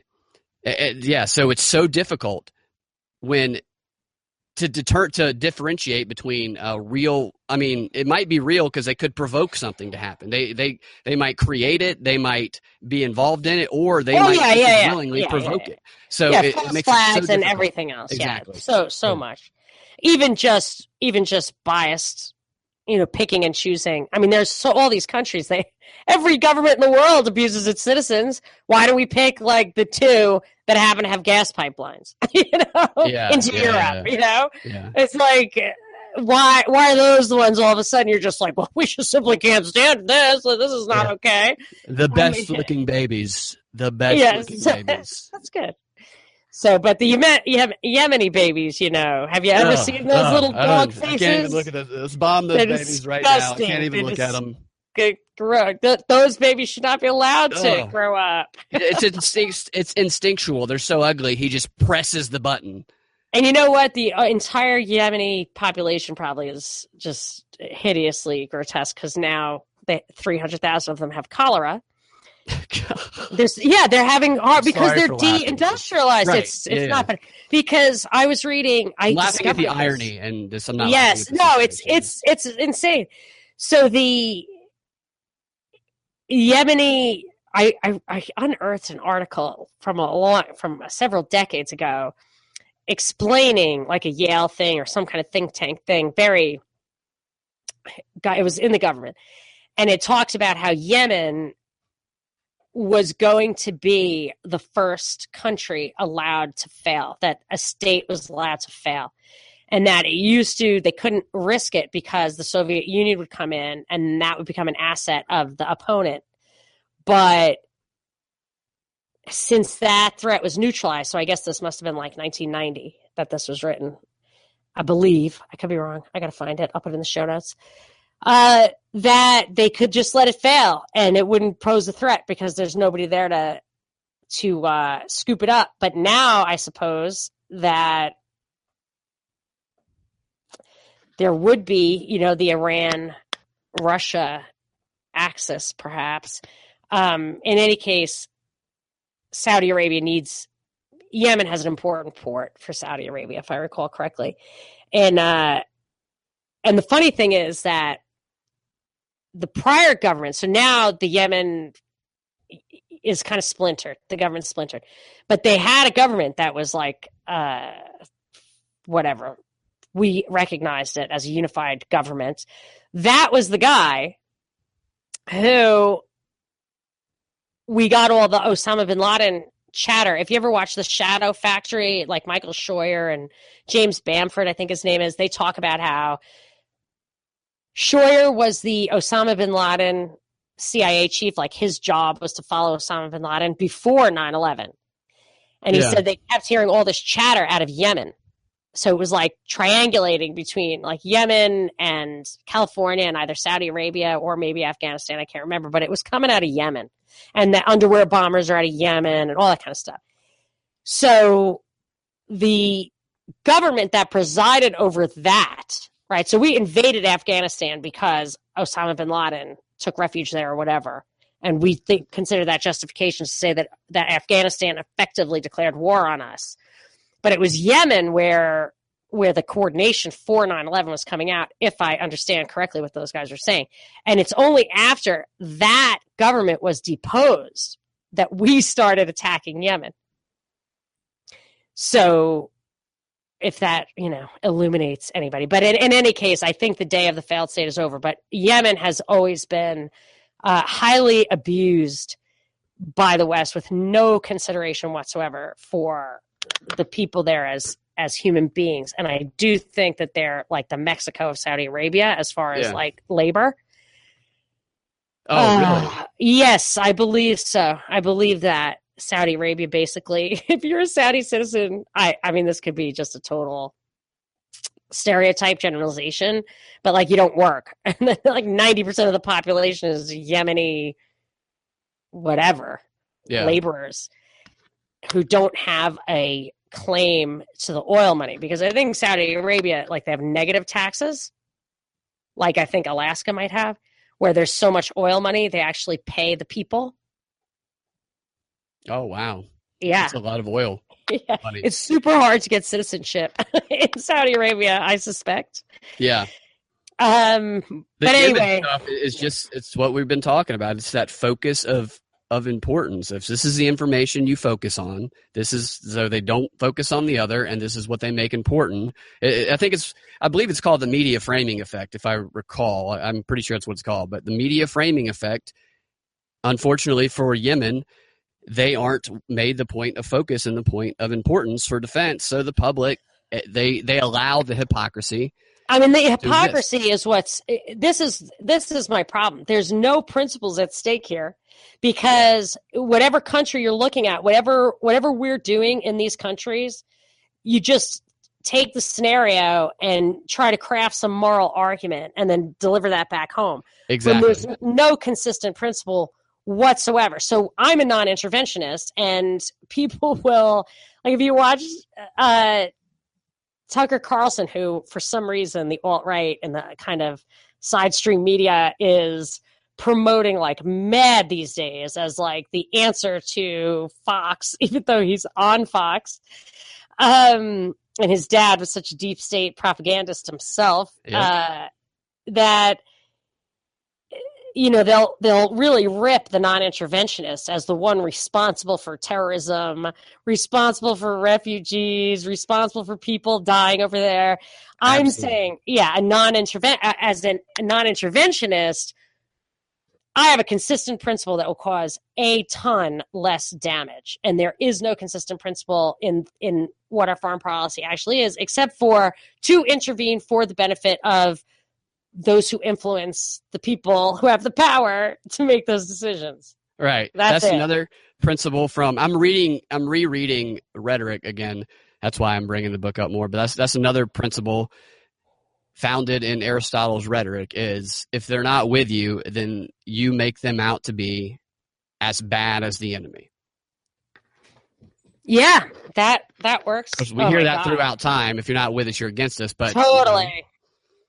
That's one of the foundational books for the whole. Oh, Nikki Haley said it about North Korea. George Bush said it about if you're not with us, then you're with the terrorists after the towers fell. Mother in heaven. Okay, so I have a couple of more things.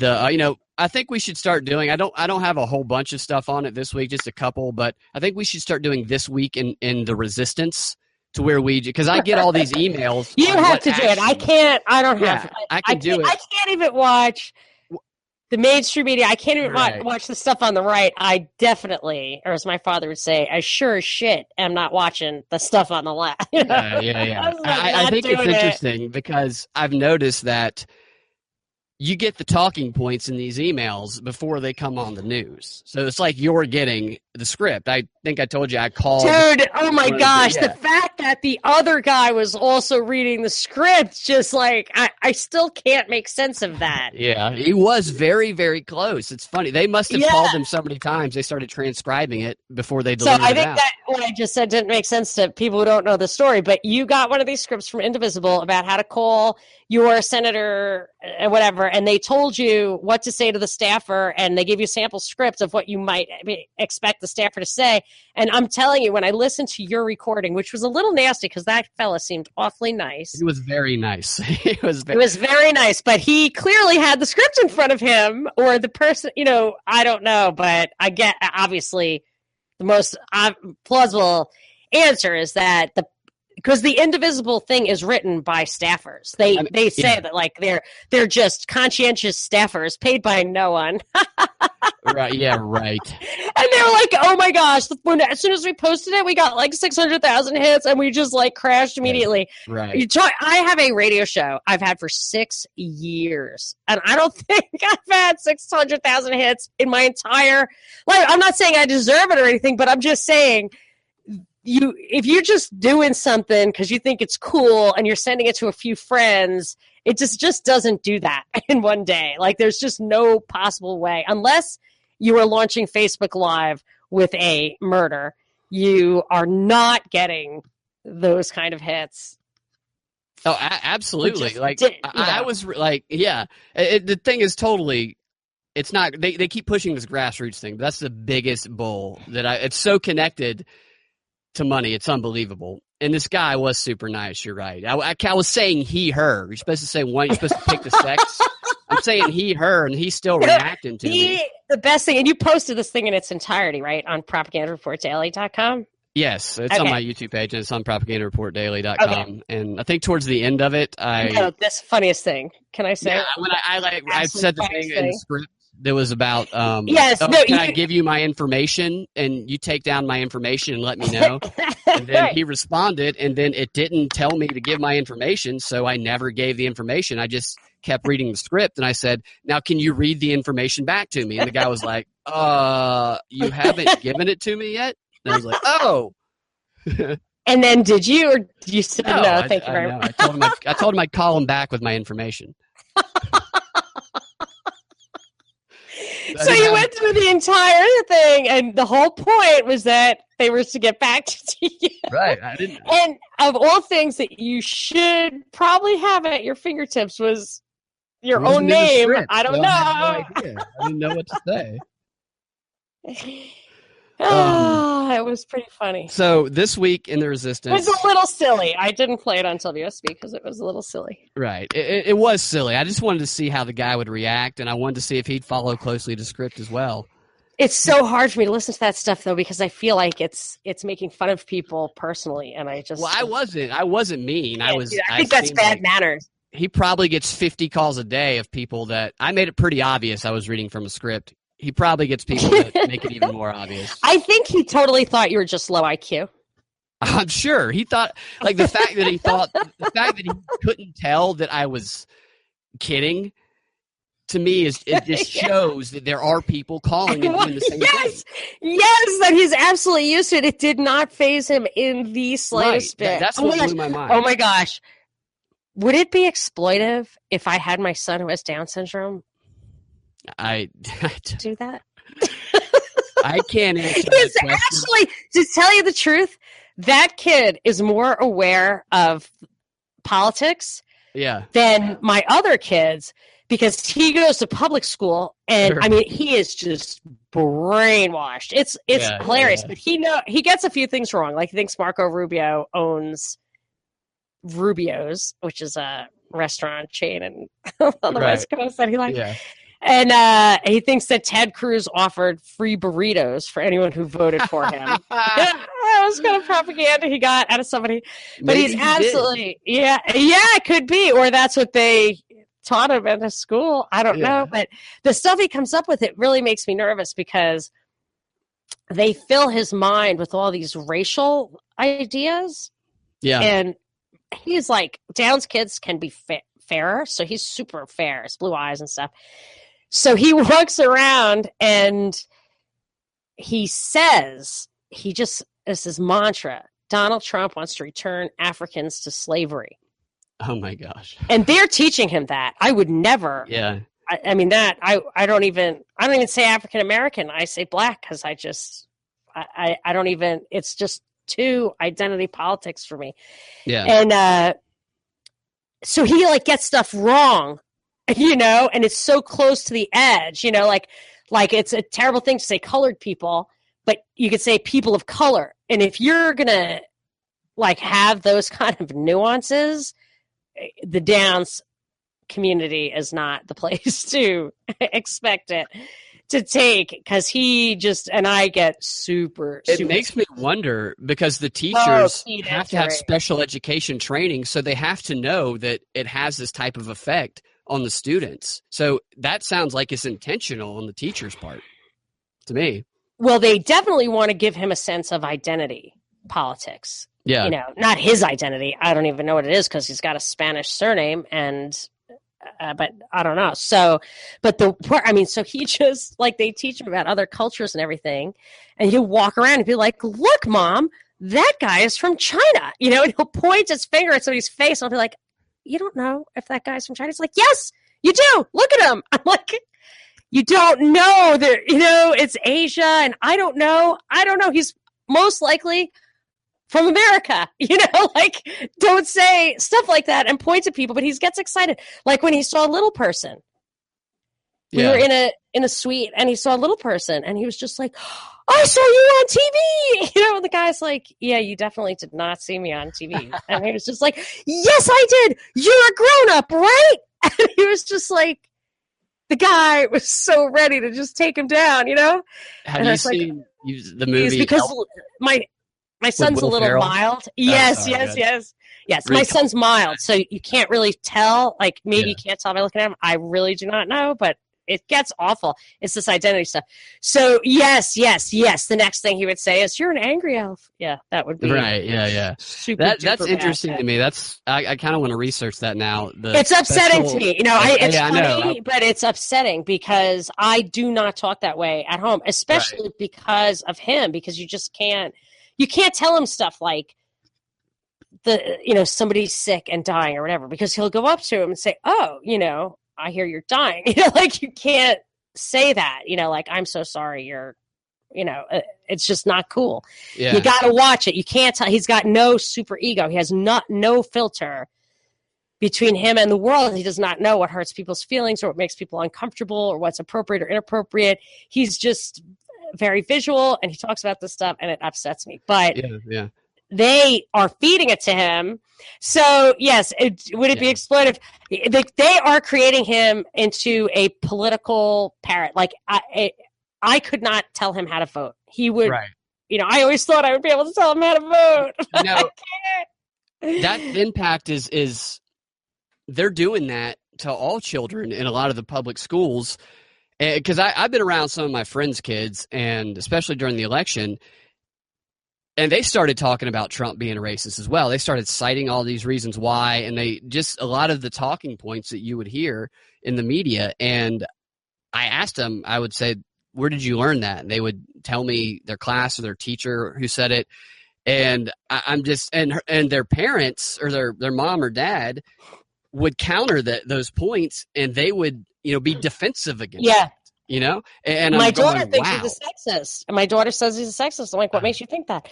The things he says, and I said, he's just saying that stuff. I was like, he's anti-immigrant. Like, he's the first person to bring an immigrant into the White House.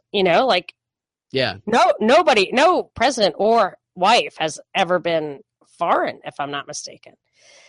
I'm pretty sure. So, and he made Ivana, his first wife, the head of the casino. That was probably she couldn't testify against him. But possibly. But I'm just saying, like, he's just saying that stuff, and she just, I'm like, and I asked her how she knew it. She said, well, everybody knows that. And I was like, yeah. No, so she's jumping on everybody knows it. Not cool to jump on the bandwagon. She is going through a feminist. I see. Feminist. She's not. I'm not worried about it. That's funny. I'm not worried about it. Okay, so what I have, and what was going on with Indivisible, or not Indivisible, the Resistance, which is part Indivisible, part the Women's March movement, and part all these splinter groups that have risen up locally. They make up the Resistance. And what we had leading up to this week was hashtag, and I'll give out the hashtags, Kill the Bill, Day of Action. And Kill the bill! Right. Kill the bill! My Facebook post, my Facebook picture, profile picture for my personal Facebook page is me standing in front of the Capitol with my sign that says tyranny today, revolution tomorrow, and the guy behind me sign says kill the bill, and it's about Obamacare. Really? Yep. This is Kill the Bill, and this is about Trump care. And they had a big celebration today because of all that happened. But they were doing all this stuff to try to get people to get enthusiasm to kill the bill. So part of it was call your senator and read the script that I read, which we'll post in the show notes. Another part of it is to show up at congressional offices to do sit-ins, to go to the offices and sit in and refuse to leave until you get to talk to them or till you get some sort of commitment or statement from them. Another thing they were doing was the Faces of Healthcare, which is basically them. Jimmy Kimmel? Jimmy Kimmel might have been involved. I don't know. But yes, actually, the Jimmy Kimmel thing where he talks about his child. Crying. Yeah, that's a good example. They're getting these pictures that people would send in of their disabled children, and they're just showing propaganda. And essentially, we have no idea what might be the cause of the disability or the situation of no complexities or subtleties of the situation, just exploiting pictures of their children and saying you need to kill Trump care bill or this child's going to die, basically. There's statements like people will die. In fact, one of the pictures, somebody was holding a sign in one of the Faces of Healthcare pictures in the background, the website, that said people will die. And then you can just cycle through all the pictures of disabled children. I mean, this is just an amusement park of propaganda, this Indivisible and this Women's March. The Jimmy Kimmel thing upset me, though, because his whole thing was like such a caring father and such a family guy. And I remember when he had a wife, she had a baby. He, I think, was sleeping with then or shortly thereafter Sarah Silverman, whatever. Yes, left his Sarah wife. Silverman, a lady. She's a lady. Is that her story? No, she is not a lady, is what I'm saying. She does not seem to be a lady. And he left his wife and child and, then moved on, and now he's got somebody else, whatever. And I feel like, look, I don't need to judge him. I don't know what his story was. Yeah. However, don't get up and cry to me, not even for your own child, but for some theoretical child. I don't, Wait, he didn't have a baby? He did, but is he reliant on Obamacare? Is that child not going to get health care unless we pass his child's definitely going to get health care. Right. So So what is he doing with that? How he is conjuring tears strictly for other people. Yeah, he's a mouthpiece for the resistance. Right. I just feel like don't try to manipulate me because of your superior emotional position. Yes, exactly. It's your emotionally correct position, which is a term I coined for my glossary. Emotionally what? Correct. Emotionally correct position. Yes. So like when you have to pay double for coffee because it was raised by organic farmers. A dying baby. Exactly. And not in Yemen. Yeah. Not an ugly Yemeni baby. Yemen-free coffee. Exactly. So I just, that Jimmy Kimmel thing just really annoyed me. Well, Jimmy and the resistance is celebrating the problems with Trump care. This week, anyway, they're putting out big win, great win, guys. Those hashtags are everywhere. I got another email today, which is a slight change. Of course, you can always get an idea of the upcoming talking points, like I said, and which way the agenda's going by the emails. They kind of foreshadow, the resistance movement does. And I got one this week that starts with hashtag all of us. Because they're very inclusive, right? Because the unity thing. Yeah, unity. Right. Unless you're a Republican, right. Unless you're a Libertarian, and unless you're a Democrat that is willing to compromise, they're inclusive. Yeah, so they should change it from unity to conformity. Yes, that's exactly what it is. Conformity. My opinion is that the GOP never, and I might do this on the show on Saturday, systematically point out, the GOP never wanted to get rid of Obamacare. This whole thing has been a fraud. Right. Yeah, of course not. They like it. And then Trump, by blowing it up like this, by making any alternative fail and having Obamacare, everybody's like, oh, it does need to be fixed. It does need to be fixed. Then they are finally going to get their single-payer health care, and they're going to get to blame the Republicans. Right. One of the emails, I remembered this because you brought it up a few weeks ago. One of the emails I got was something like, the heading was something like, watch out for Ted Cruz, because Ted Cruz offered the solution for repealing it that you brought up. And the whole thing was about, we have to make sure Ted Cruz solution doesn't get presented or doesn't get passed or something like that. Well, he had the original solution that would have worked like 4 years ago. And I have the tapes of when I outed Peter King, maybe from New York, saying Ted Cruz needs to be, exiled from the GOP, attacked, and all this kind of stuff because he's bringing up this approach that will never work. It totally would have worked. And the GOP decided they decided to let Obamacare happen so they could continue to win elections based on it. And I have a tape of myself on the air with a caller saying, the caller said, well, let Obamacare happen, and then people will be so disgusted with it, they'll rebel against it. And I said, no way. Even if it collapsed, they will just make it single payer. You're never taking it away. And then that's when I asked you to pull that clip of Susan Collins saying, well, it's so entrenched now, we really can't get rid of it. And I do have that. She's a Republican. Yeah. So let's do that on Saturday. I think we're... All right. Well, this is what the resistance sent out today. They said now the Democratic Party wants to use the same losing formula of moderation and status quo politics in 2018. Now, I think that's interesting because I found a few articles this week that talked about how John Ossoff's approach does not need to be used again, how they do not need to use the approach where they try to attract centrists.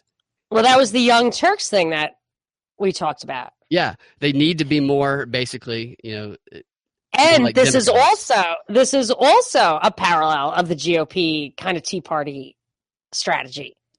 Which is interesting with the John Ossoff thing, because John Ossoff wasn't attracting centrists. He was antagonizing. His approach, they make it sound like he was doing that, but he was totally not doing that. Didn't it change halfway through? Isn't that what they're saying? They did it in language. They started at the beginning and they used the language of a centrist, but it was clear. Well, I guess it was clear propaganda. But when you got a hate call from a snowflake in San Francisco, you knew he wasn't appealing to the middle. Yeah, totally. So they don't want to do that. What they want to do is that when asked, the Democratic congressman in charge of creating the party's message for 2018 recently said the message is being worked on. If left to their own devices, the establishment Democrats are going to run on a state agenda created by wealthy donors and out-of-touch consultants. We have a historic opportunity to take back Congress and get rid of Trump, but the Democrats need to run on bold, popular agenda that will provide the American people with what they need to thrive: health care, education, jobs, and safety. That's why we're joining with our allies to push House Democrats to co-sponsor hashtag People's Platform. Now, what's that mean? The people. Communist. The People's Communist. Bernie Sanders. The platform calls for Medicare of all, free college. Yes. An end to private prisons, a $15 national minimum wage, a tax on Wall Street, and a clean energy economy. So it's Bernie Sanders' campaign. Hashtag people platform. That's going to be something. But then they're going to have to build a wall just like they did around West Berlin, because all the people who earn money are going to want to climb out. But here's the thing. Here's the thing that what's happening here is they're absolutely, and it's working, and they're really doing it. It's really happening right now. It is the final loss of the American Revolution. They are our two-party dialectic, which they don't actually have in Europe quite this egregiously like two-party, but our two parties are going to be the European left and the European right. It's true, and that's what's happening at Fox, is that they're turning it into Sky News. Where yes, I did, and now I see that they're doing the same thing. I knew Bernie was there for a reason, but they're truly transforming us into. Have you been to France lately? Probably not. No, I was to France a few years ago, and I got sick, and then my sister went to France the next year, and she got sick, and her husband got sick, and she refused. She's a bit of a socialist, so she would not accept my warnings or my post-mortem.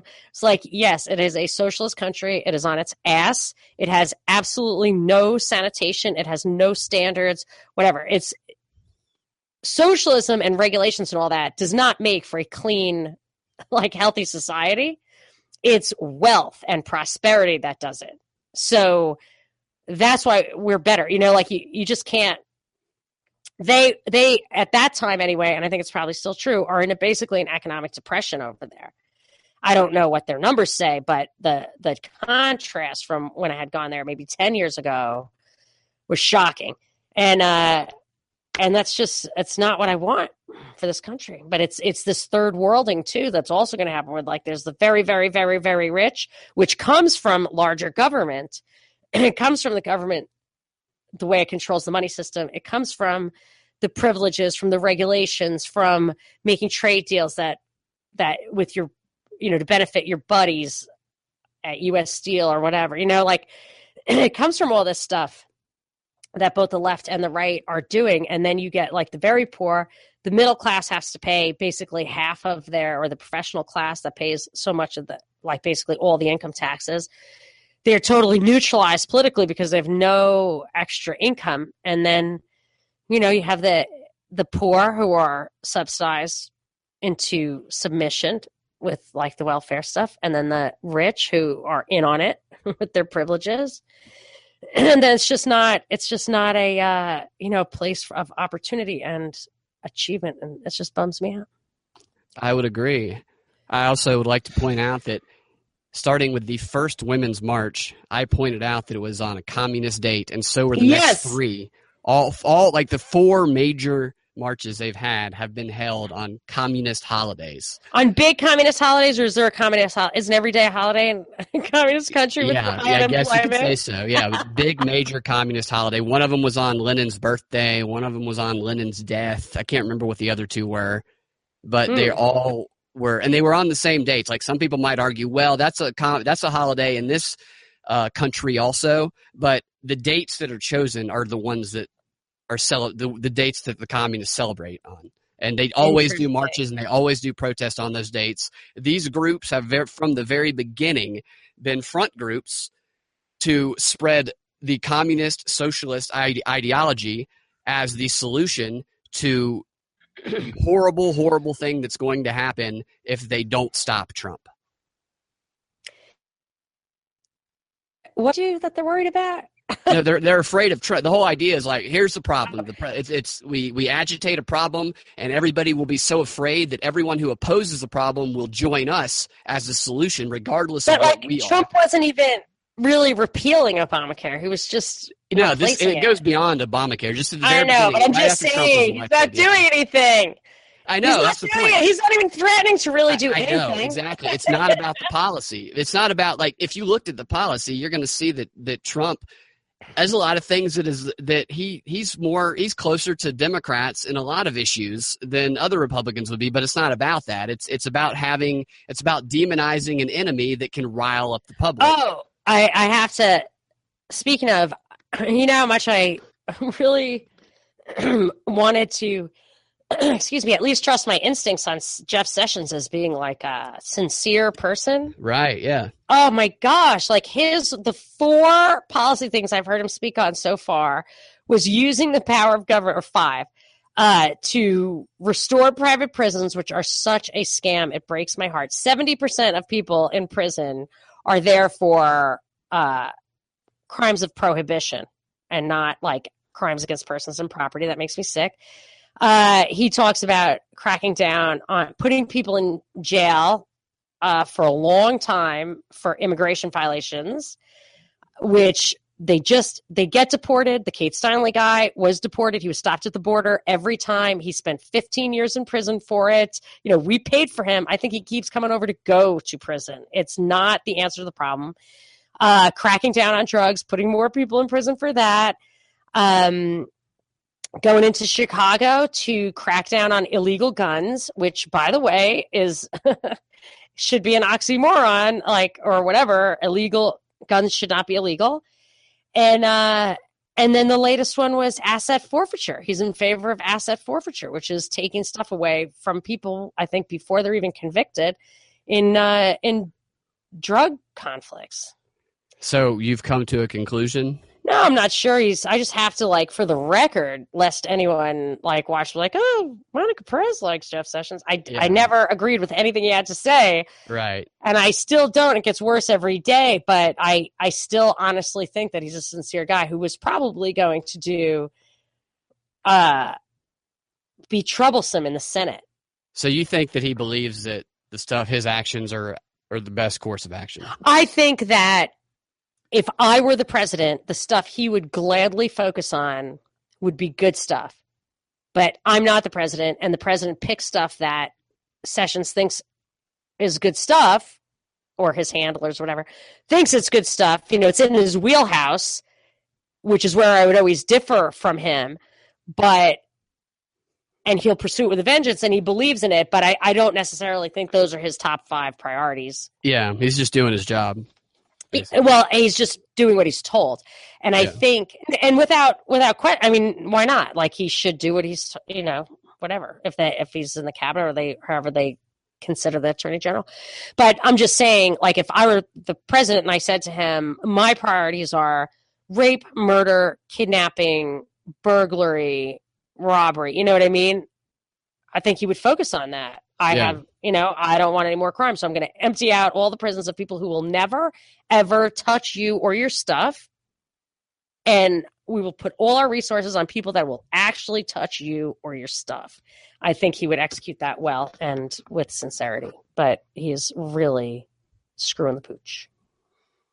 Well, for the record, he does look like a sweet, innocent old man.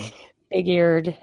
Which means we all let our guard around those sweet innocent. He looks like Granny from Beverly Hillbillies. He looks like a grandmother. He looks like the grandmother from Beverly Hillbillies. Yeah, right. He does. And if you're walking down a dark alley at night and 2 people are approaching, and one of them is the grandmother from the Beverly Hillbillies, and the other one is somebody wearing jeans with a hole in them, a leather jacket, and they look like rough. They're about a hoodie maybe. You're going to be afraid of the guy in the hoodie and the dirty jeans. The one who's going to rob you is the grandma. Yes, no, I get it. I'm totally aware of that. I'm telling you, no one ever passes I think everybody's fake. Everybody. I know, you do. Everybody. And Jeff Sessions, for some reason, I'm just like, this guy's wrong about everything. And I don't think he's fake. I just can't get my mind. So I'm just saying the saga of the true meaning of Jeff Sessions continues. I figured Trump out. Trump I've got. But Jeff Sessions. That's the one. Is the intractable mystery. All right. Anyway, I got one more to be continued. thing. Oh, my goodness gracious. One more thing, a local story that it's a few weeks old, but it came back up again this week because people didn't like it. People didn't like that Kasim Reed did this. And Kasim Reed is clearly, in my opinion, setting up his legacy. As we've talked about this before, he's going to move on to bigger things, and he is now part of the mayor, like the 100 mayors in the world who is on board with what was it, the climate. Despite what the president does, he's like heading up the whole climate change thing, the smart cities, and he also did another thing to kind of pad his resume for moving forward, his globalist resume, and that was. He put in thermoplastic panels that are rainbow colored in honor of Gay Pride in Midtown. And they cost the taxpayers $196,000. So taxpayer funded Gay Pride panels in the heart of Midtown. Could we put crosses or Star of Davids or no, those are stuff like that? You can't do that. I just don't understand why what you're into gets to be subsidized. The symbolism of it is subsidized. And other cities, Orlando is using Kasim Reed's example, saying we need to do this now also. Kasim Reed did it in Atlanta. We need to do it now. I personally like rainbows. Right, yeah. So, they're pretty. But I wouldn't spend a penny on anything. Like, just don't spend a penny on anything. Don't put up statues of Confederate heroes. Yeah. Don't take them down if they're already there. There's no reason to, well, I guess people think there's reason. But so I personally think the whole Confederate flag thing, all that is a setup in order to flip the South.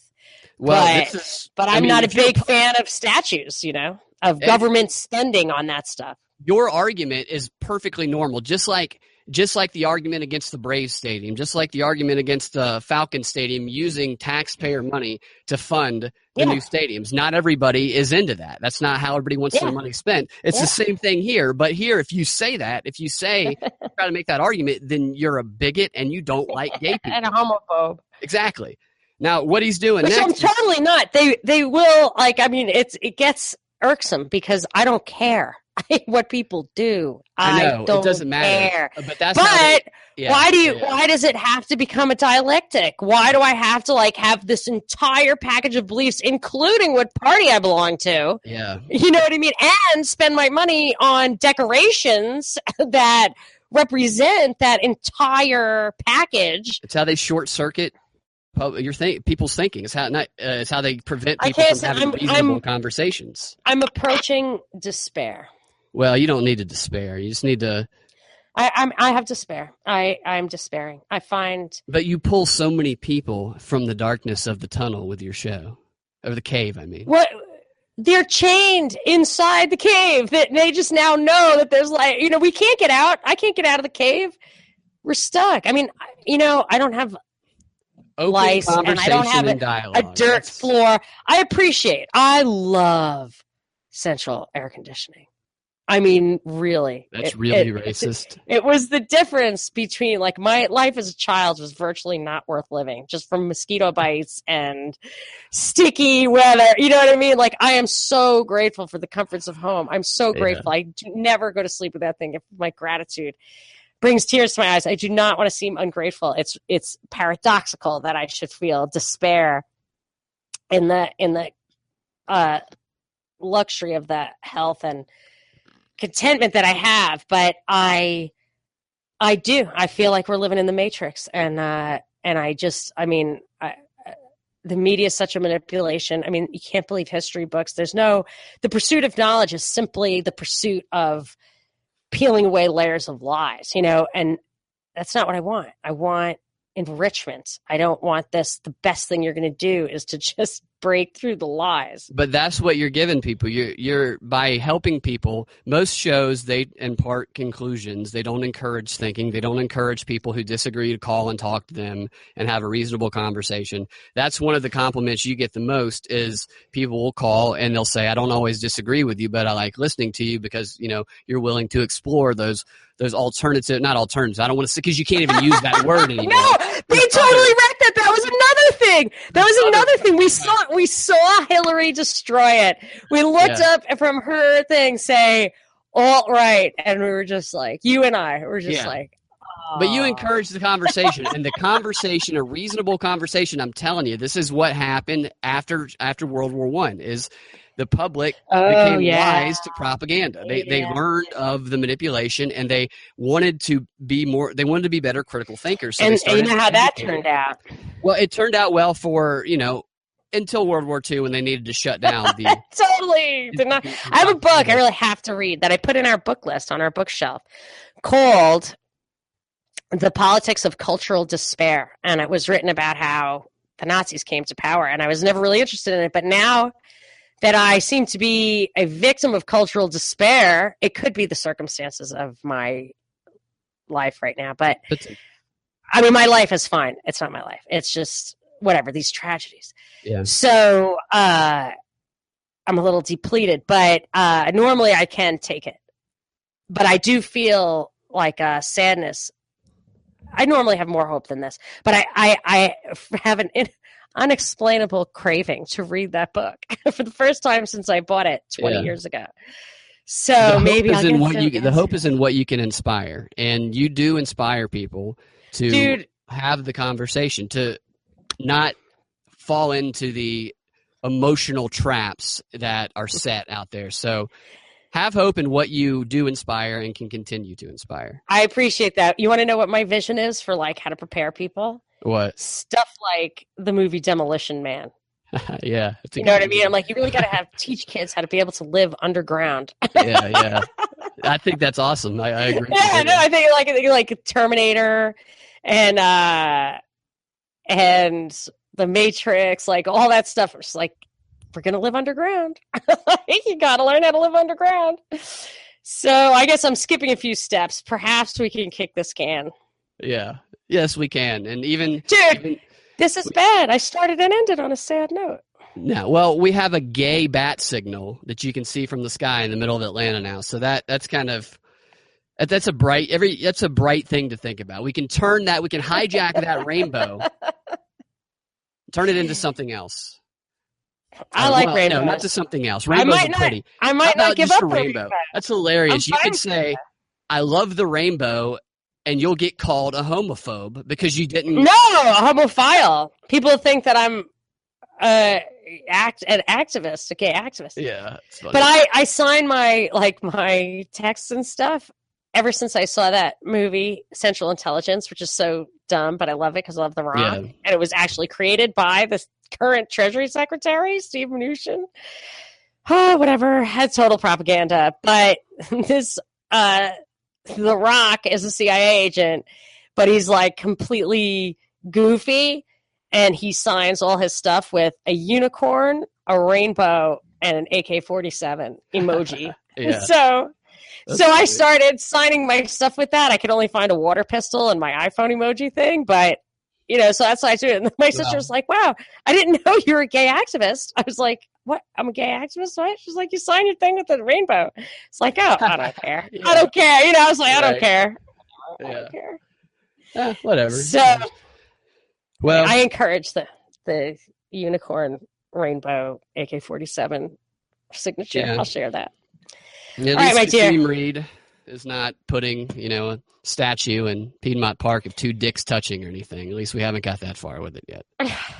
Dude, see, I wanted to go too far. I had to go too far just because you went to a dark note. I had to go too far. You always go too far. That was from the end of Midnight Run, which was not as good a movie as I thought. But I always say that. I came so far. Oh, right. Or The Odd Couple, where she wants to have her baby in Uncle Oscar's room. What? You went too far. Anyway, you go too far. I do from time to time. On that note, until next time, I'll be in a much, much better mood next time. I really got to. You're great. All right. Thanks for cheering me up, and talk to you all next time. See you later.